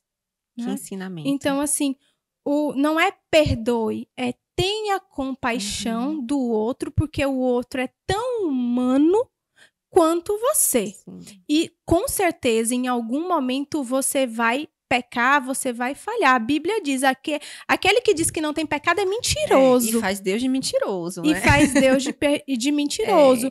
Então, assim, eu sei que muitas vezes o que o outro faz com a gente é muito profundo, abre feridas, mas a gente precisa, né, aos poucos. Eu sei que o processo do perdão não é da noite para o dia, a gente leva tempo, mas a gente precisa ressignificar a forma que a gente olha para o outro, porque senão a gente fica parado no tempo. E eu digo muito para os meus pacientes, não é que eu esteja aliviando para outra pessoa. É que se a gente não aliviar para o outro, eu não vou aliviar para você. Você vai ficar presa nesse processo, você não vai sarar. Então, assim, para que você tenha essa liberdade na sua vida, solta. É verdade. Alivia, deixa ir. É como se o perdão fosse uma chavezinha ali que abrisse uma porta de acesso para a cura. Não é o remédio, talvez, mas ele abre essa possibilidade, porque a ferida que outras pessoas que causaram em nós está ali, está aberta. Sim. Precisa de cura, como qualquer ferimento. Mas se você não perdoa, é como se você estivesse ali mantendo aquela ferida aberta, né? Eu digo que o perdão é a chave da vitória. Amém. Não é verdade. Então, eu vejo que esse ensinamento é um ensinamento muito profundo e que a gente precisa cultivar. A palavra de Deus diz, né, que o amor de muitos se esfriaria. Então, a gente tem que cuidar para que o nosso amor também não venha se esfriar. E a compaixão é o caminho mais bonito, né, que a gente tem. É verdade. Você me fez lembrar de um processo de perdão que eu vivi. E que, assim, acredite, demorou 2 anos para eu liberar o perdão, assim, completo. E algumas coisas só começaram a acontecer na minha vida depois que eu experimentei isso, sabe? Depois que eu comecei a olhar com esse olhar. Pessoa, poxa, ele errou. Foram várias coisas, né? Que foram outras questões que envolveram bem complexas, que mexeu com a minha questão da minha paternidade, enfim, várias outras coisas. Por isso também acredito eu que tenha sido um processo longo e difícil de liberar o perdão. Mas quando liberei foi tão lindo, porque ali Deus me liberou. Deus me liberou para eu viver algo novo. Então, é interessante a gente falar também sobre isso, que isso vai acontecer dentro da igreja. Porque dentro da igreja há pessoas e pessoas ferem pessoas. Pessoas são feridas por pessoas. Ali é um hospital, né? Isso. Então, a gente não pode chegar a achar que uma igreja é um cenário perfeito, onde você não vai encontrar defeitos e falhas. Não vai encontrar. E nesse lugar de ferida também, é onde Deus também cura. Então, hoje eu entendo, por exemplo, esse processo que eu falei, eu precisei ser submetida a esse processo de ferida para que o Senhor curasse algo em relação à minha paternidade, que eu achei que estava bem resolvido, não estava. E foi dentro da igreja. E eu poderia ter, naquele momento ali, me distanciado de Deus. Eu poderia ter me revoltado com Deus, como infelizmente acontece com muitas pessoas.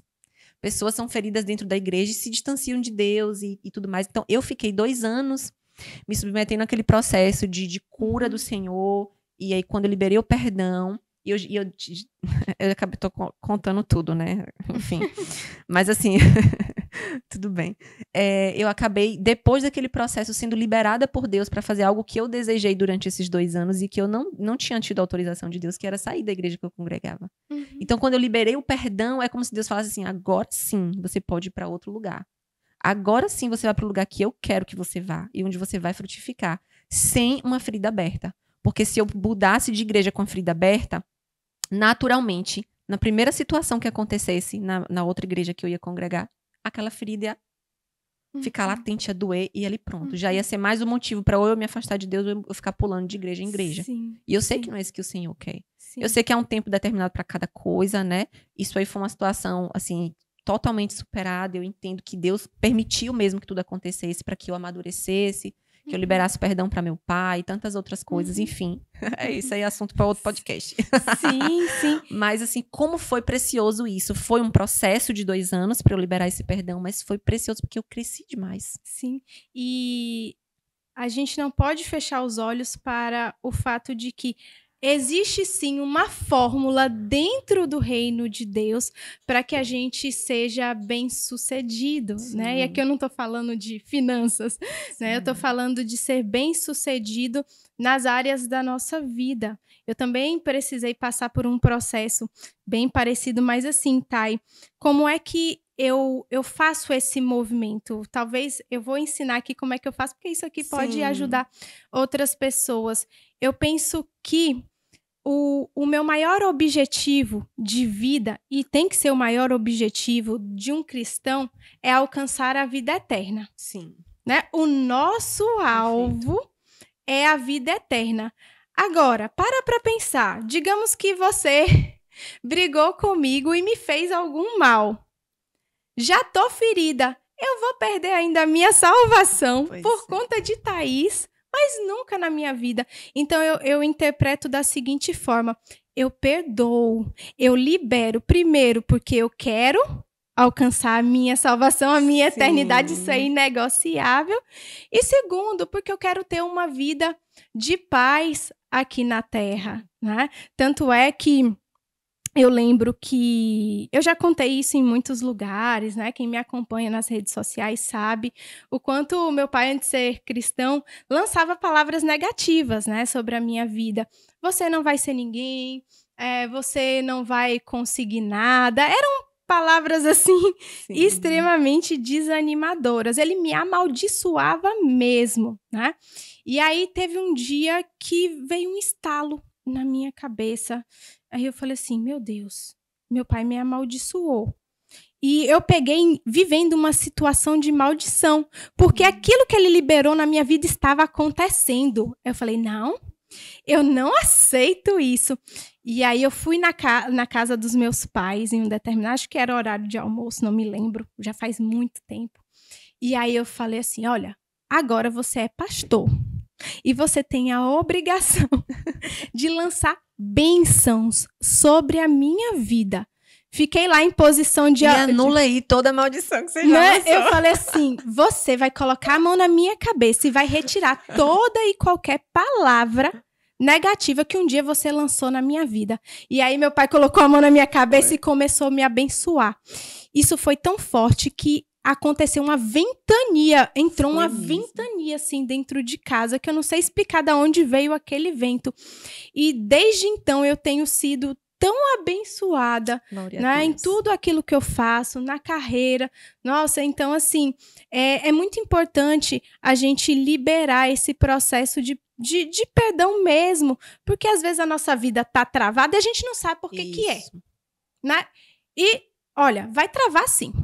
Você não vai nem para a direita, nem para a esquerda. Enquanto isso não acontecer, né? Isso não é algo que a gente está falando, né, Mari? Isso é algo que a Bíblia traz. Eu acredito que a própria psicologia também vai explicar essa questão de quando você fica presa a coisas que pessoas falaram.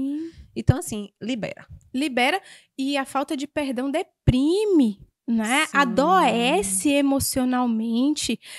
Já tem pesquisas que associam, né, a falta de perdão ao câncer.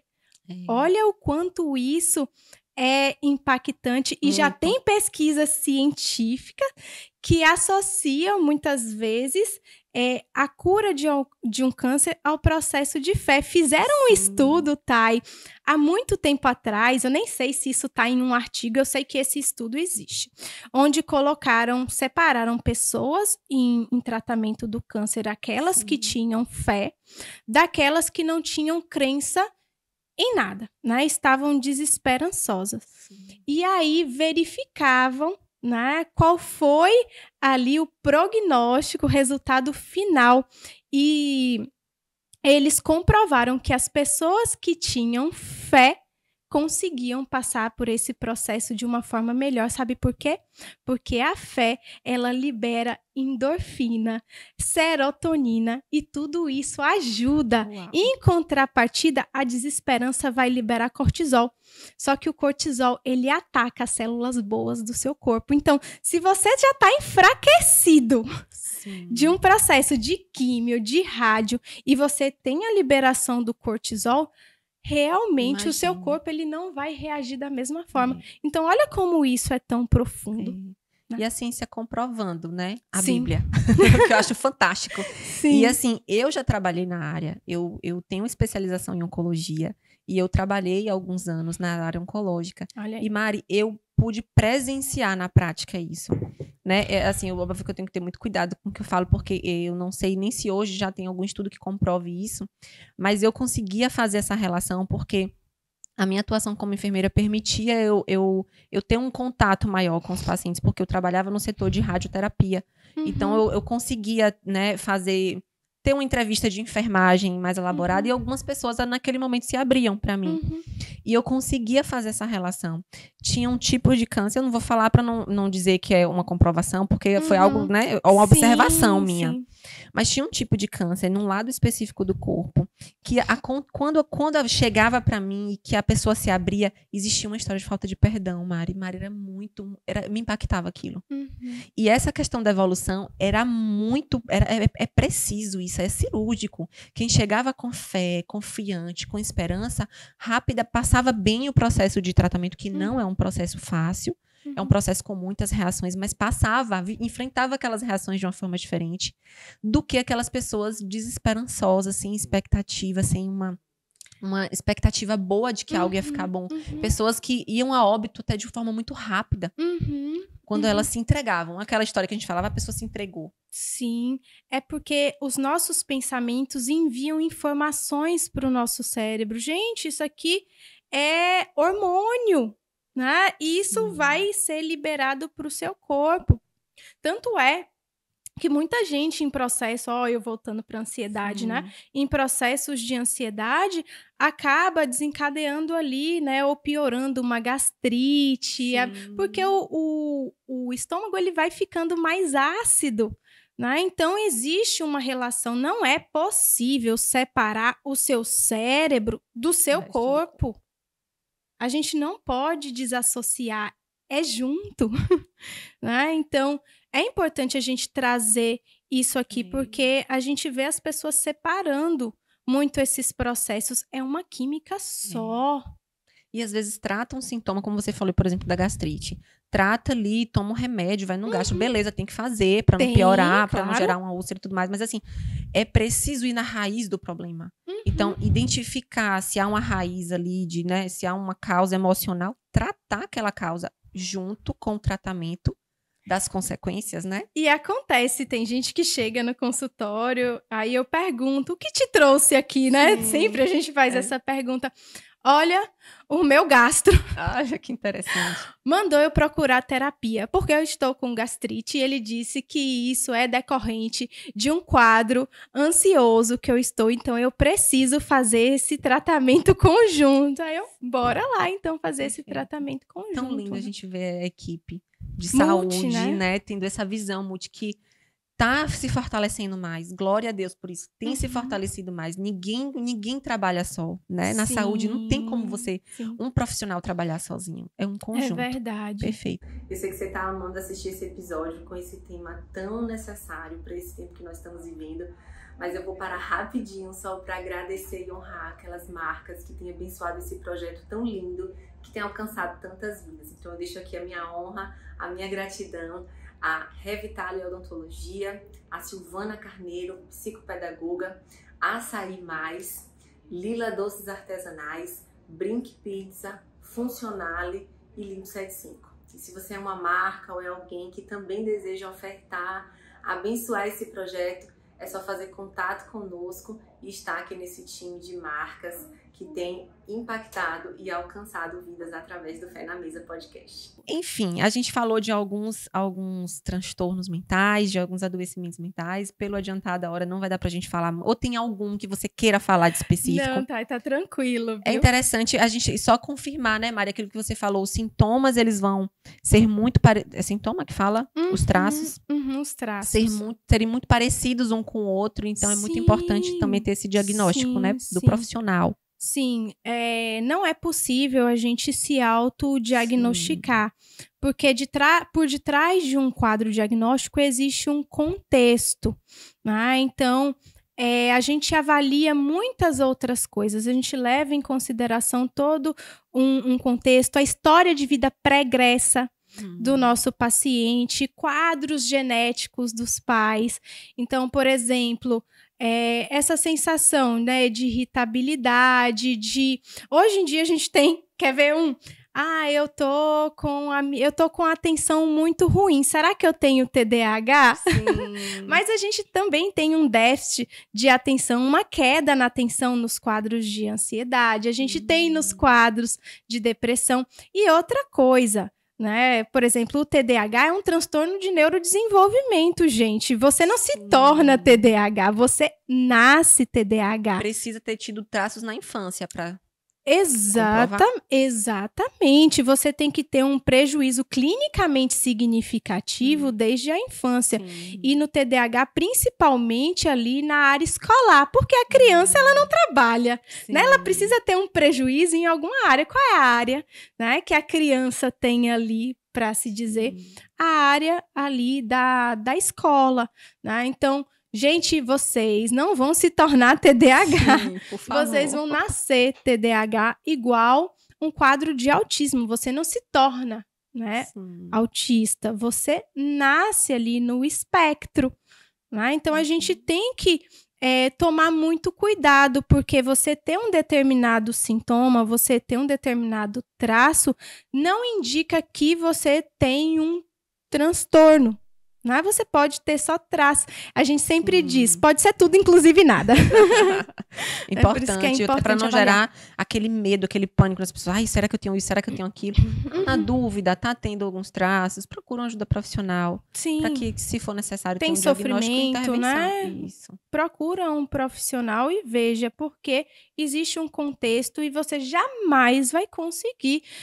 É difícil, Thay, até para gente que é psicólogo, fechar um quadro diagnóstico, porque são detalhes minuciosos.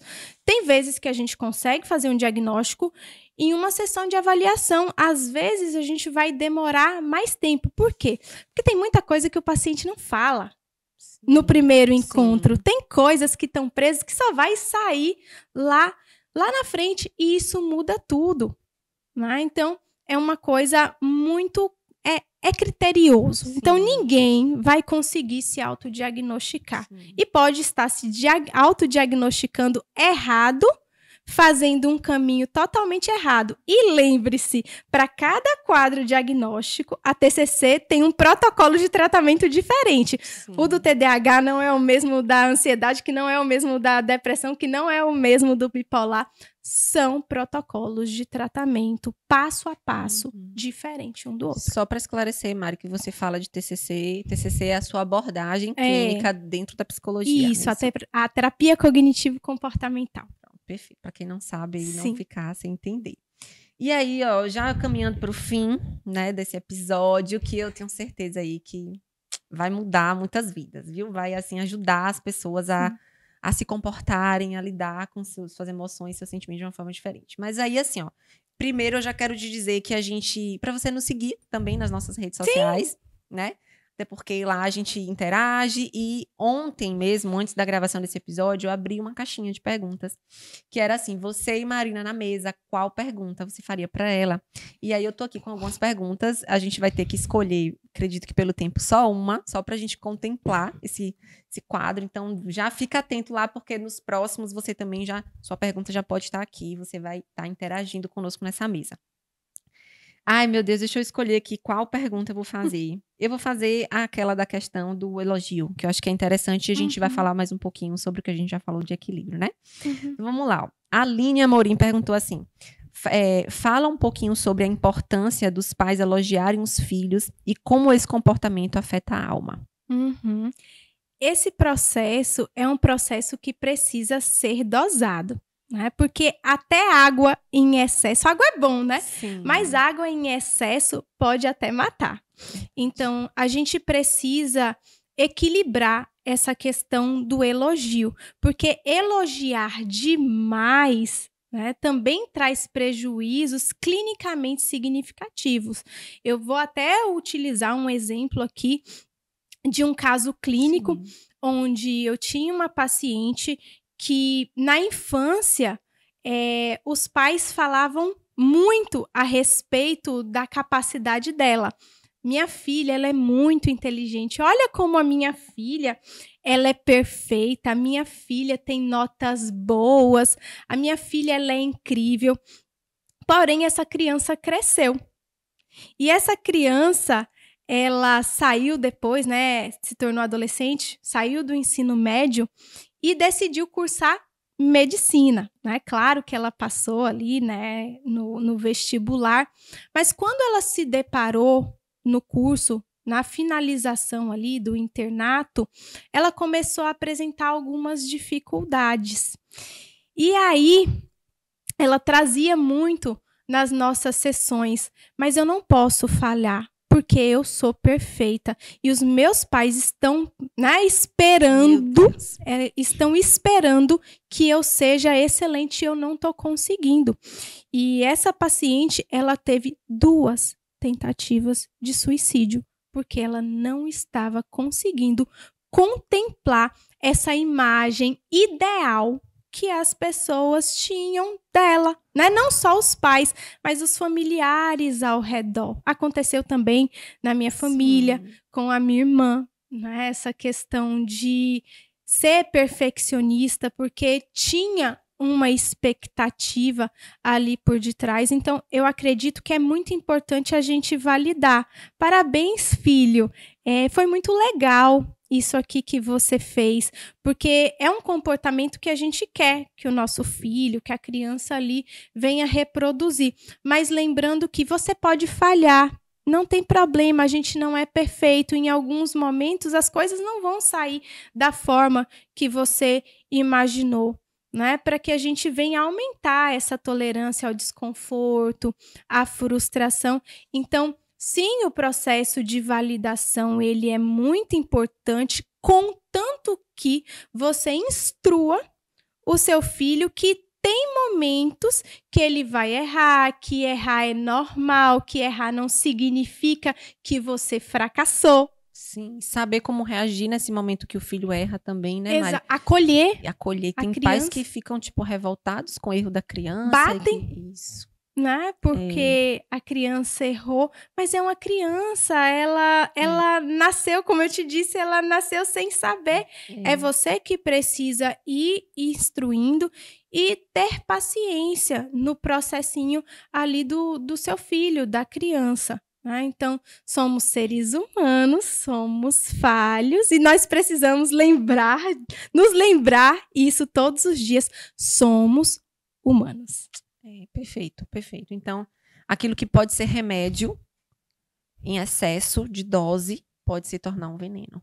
Né? Como é com remédio. Se a gente for tomar uma dose excessiva de um remédio que pode ser um remédio para melhorar uma dor, qualquer outra coisa, pode até matar. Sim, exatamente. Né? Então, a gente volta para a questão da tentativa do equilíbrio. É claro que vai ter alguns momentos que a gente não vai conseguir, vai elogiar mais do que mostrar que pode errar, ou o contrário, mas a gente vai estar sempre buscando esse equilíbrio. Exato. E Mari, se tratando dessa questão do equilíbrio, eu acho que é interessante também para a gente finalizar, fala um pouquinho para a gente sobre essa necessidade não é necessidade, assim, como a gente ter hábitos que nos ajudam a ser emocionalmente equilibrada. Olha, quando se trata de equilíbrio, a primeira coisa que a gente precisa fazer é regular o nosso sono. A química do nosso cérebro depende do nosso sono. Se a gente não dorme, se a gente não regula isso, no outro dia a gente vai estar como uma panela de pressão prestes a explodir. Então, para que a gente tenha uma vida mais saudável, regula o seu sono. Não fica nas redes sociais até tarde, né? Porque o celular ele tem uma tela azul que vai inibir o seu processo ali de sono, de produção de melatonina, que é muito importante. Né? Então, regula o sono. Se pré-organize na noite anterior. Pratique exercícios físicos. Lembre, como eu acabei de dizer, lembre-se que você é um ser humano e que você precisa ter responsabilidade sobre a sua vida. As coisas não vão cair do céu, então é um processo que você precisa construir. Você é responsável por você mesmo. E se você tem um objetivo, você precisa traçar comportamentos que façam você alcançar aquele objetivo fim. Mas de tudo, o principal é regule, pelo amor de Deus, o seu sono. Na terapia, quando a gente está em supervisão, os nossos supervisores dizem assim, paciente que não regula o sono, olha, se você não conseguir, vai te dar trabalho. Né? Então, paciente que não se regula, paciente que não se automonitora, não tem melhora. Perfeito. E aí vem muito a questão da medicina integrativa, né? Sim. Que é uma das coisas que eu faço acompanhamento com uma médica integrativa e uma das primeiras coisas que ela regulou também, eu estava com algumas disfunções hormonais e ela falou, olha, eu preciso que você durma bem, eu preciso que você regule o seu sono, que você faça uma higiene do sono. Sim. E a suplementação da melatonina, que é um hormônio, né? E eu não sabia que era um hormônio. Como é importante também essa melatonina que a gente suplementa para que a gente produza mais nos períodos de pico, né, de produção, para que outros hormônios estejam tendo a base para serem produzidos. Então, não adianta, por exemplo, eu ter tema até para outro podcast, né? Mas assim, só para as pessoas entenderem. Não adianta eu querer suplementar, tipo, uma tireoide se eu não tô regulando meu sono. Exatamente. Se eu não tô me alimentando melhor, se eu não tô fazendo atividade física, então se eu não tô equilibrando, né? A gente, como você falou, não tem como dissociar. Pronto, vou mais além. Não tem como a gente dissociar corpo, alma e espírito. Isso faz parte de nós. Exatamente. Né? Nós somos um espírito que temos uma alma e que vive num corpo. Então, assim, não tem como você chegar e dissociar tudo. É preciso cuidar um pouquinho de cada área, né? Porque de degrau em degrau se sobe a escada inteira. A gente quer estar lá no meio da escada sem fazer ali, sem montar o nosso alicerce. Então, regula o sono. Eu quero ser bem-sucedido. Tá, ok. Você tá fazendo o mínimo por você. O básico, que ainda funciona. E funciona mesmo, né, gente? Não tem como você ser bem-sucedido. Não tem como você prosperar sem saúde. Você precisa estar ali bem para aguentar o tranco. Né? Então, durma, beba água, se alimente corretamente, faça exercícios físicos, consuma bons conteúdos, né? Dali, né? Você precisa regular ali suas redes sociais, aquilo que você consome. O tempo que consome. O tempo que consome, porque tudo isso vai te dar um resultado final. A nossa vida é resultado das nossas escolhas. Não tem para onde correr. Perfeito. Mari, eu gosto de finalizar sempre com um versículo. Eu vou ler ele aqui pra gente, mas antes eu queria que você desse as recomendações que eu te pedi para você dar de livros que podem ajudar as pessoas a estarem lidando melhor com as emoções. Tem um que eu gosto muito que se chama A Mente Vencendo o Humor, da Padesky. Tem o Não Acredite em Tudo que Você Sente. Esse é o que eu mais uso com os meus pacientes, né? Que é do Robert Leary. Tem o Livre-se da Ansiedade também, do Robert Leary. Eu acho que a gente pode colocar, né, Thay, ali na descrição alguns livros que vão ser um divisor de águas na vida das pessoas. Porque são livros ali que tem várias tarefas. Então, é um livro mão na massa mesmo. Eu amo o livro mão na massa. Perfeito, perfeito. E é isso, eu trouxe algumas indicações aqui, mas eu acho que eu vou botar também junto com os seus na descrição. Na verdade, eu vou já falar de 2 aqui. Eu trouxe 3, mas eu vou falar de 2. Que é o Campo de Batalha da Mente. Tá, desculpa.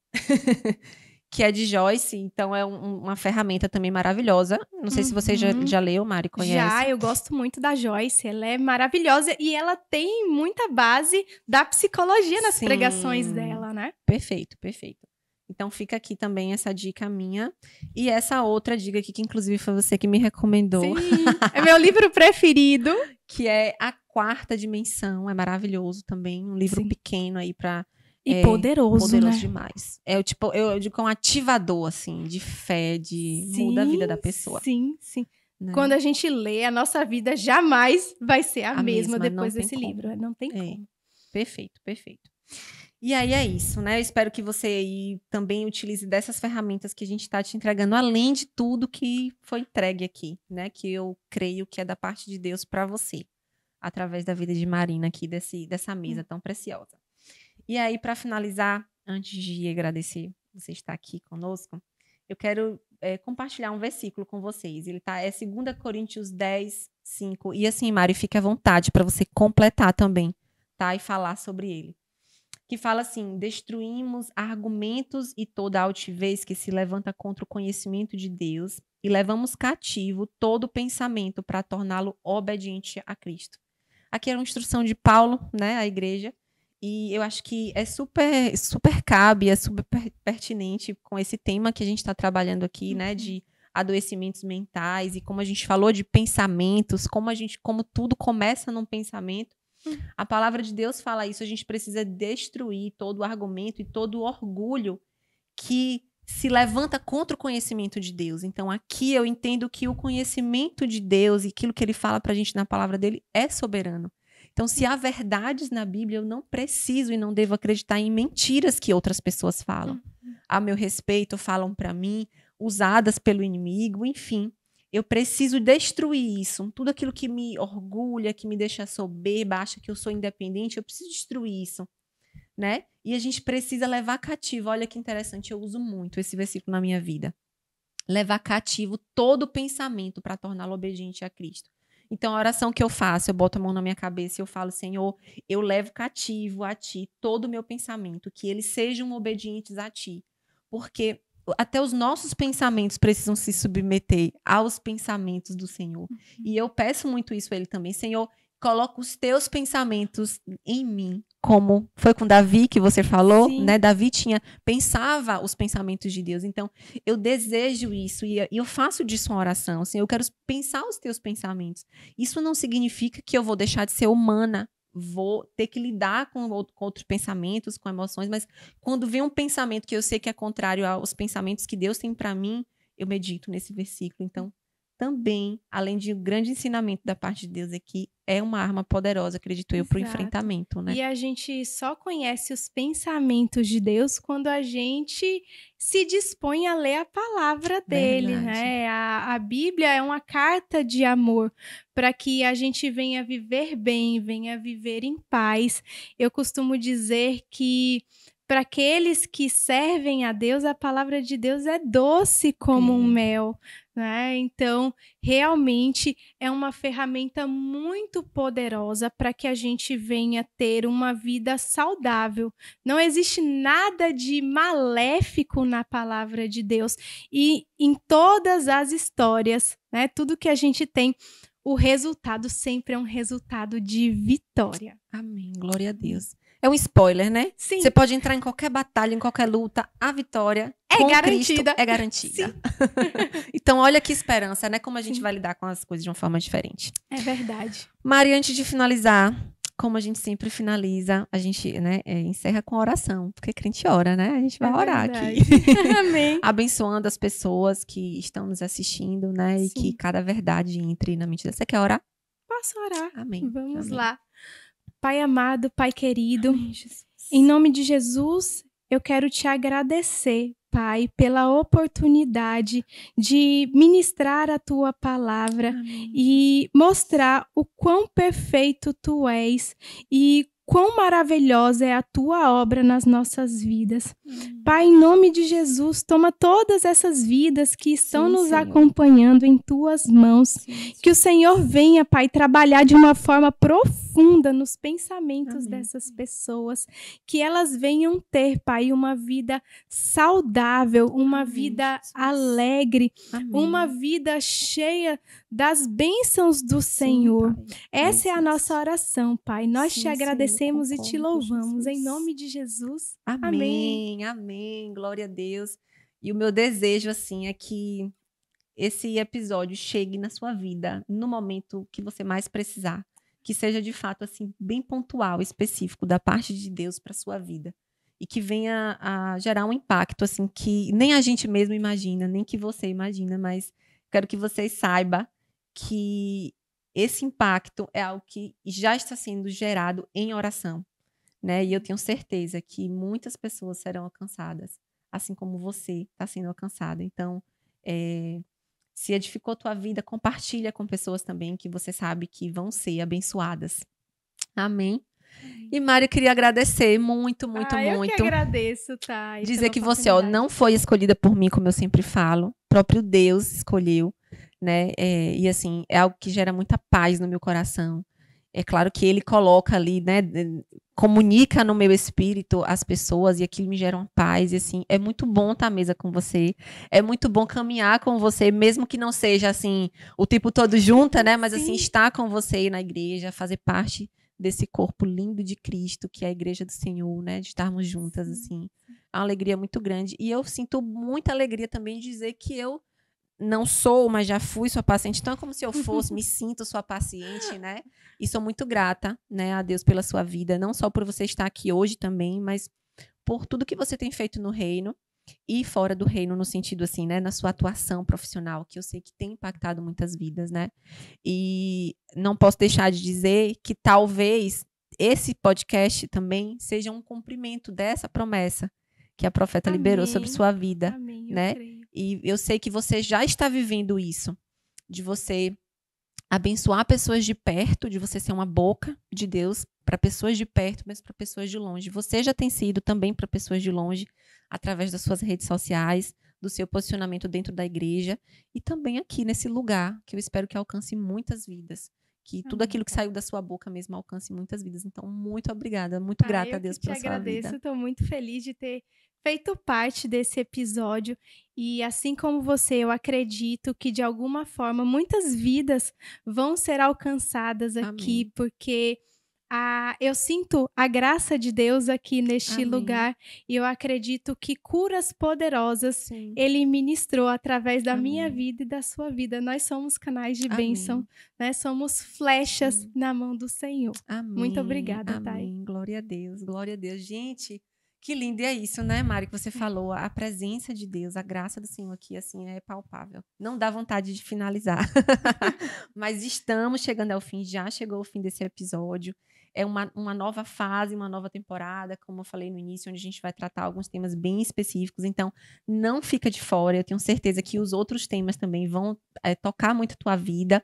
A cada 15 dias a gente tem um episódio novo, e aí você já se inscreve aqui no canal e ativa a notificação para você não perder, que toda quarta-feira, às 19 horas agora, vai estar saindo os episódios para você não perder, e já manda aí para quem você quiser, para ser abençoado também. E não deixa de nos seguir nas redes sociais, porque também é o nosso canal diário ali de comunicação com vocês.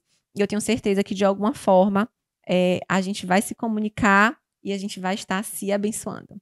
Então, Deus te abençoe. Muito obrigada por você estar aqui até o final. E que Deus abençoe todos os seus passos e o seu caminho.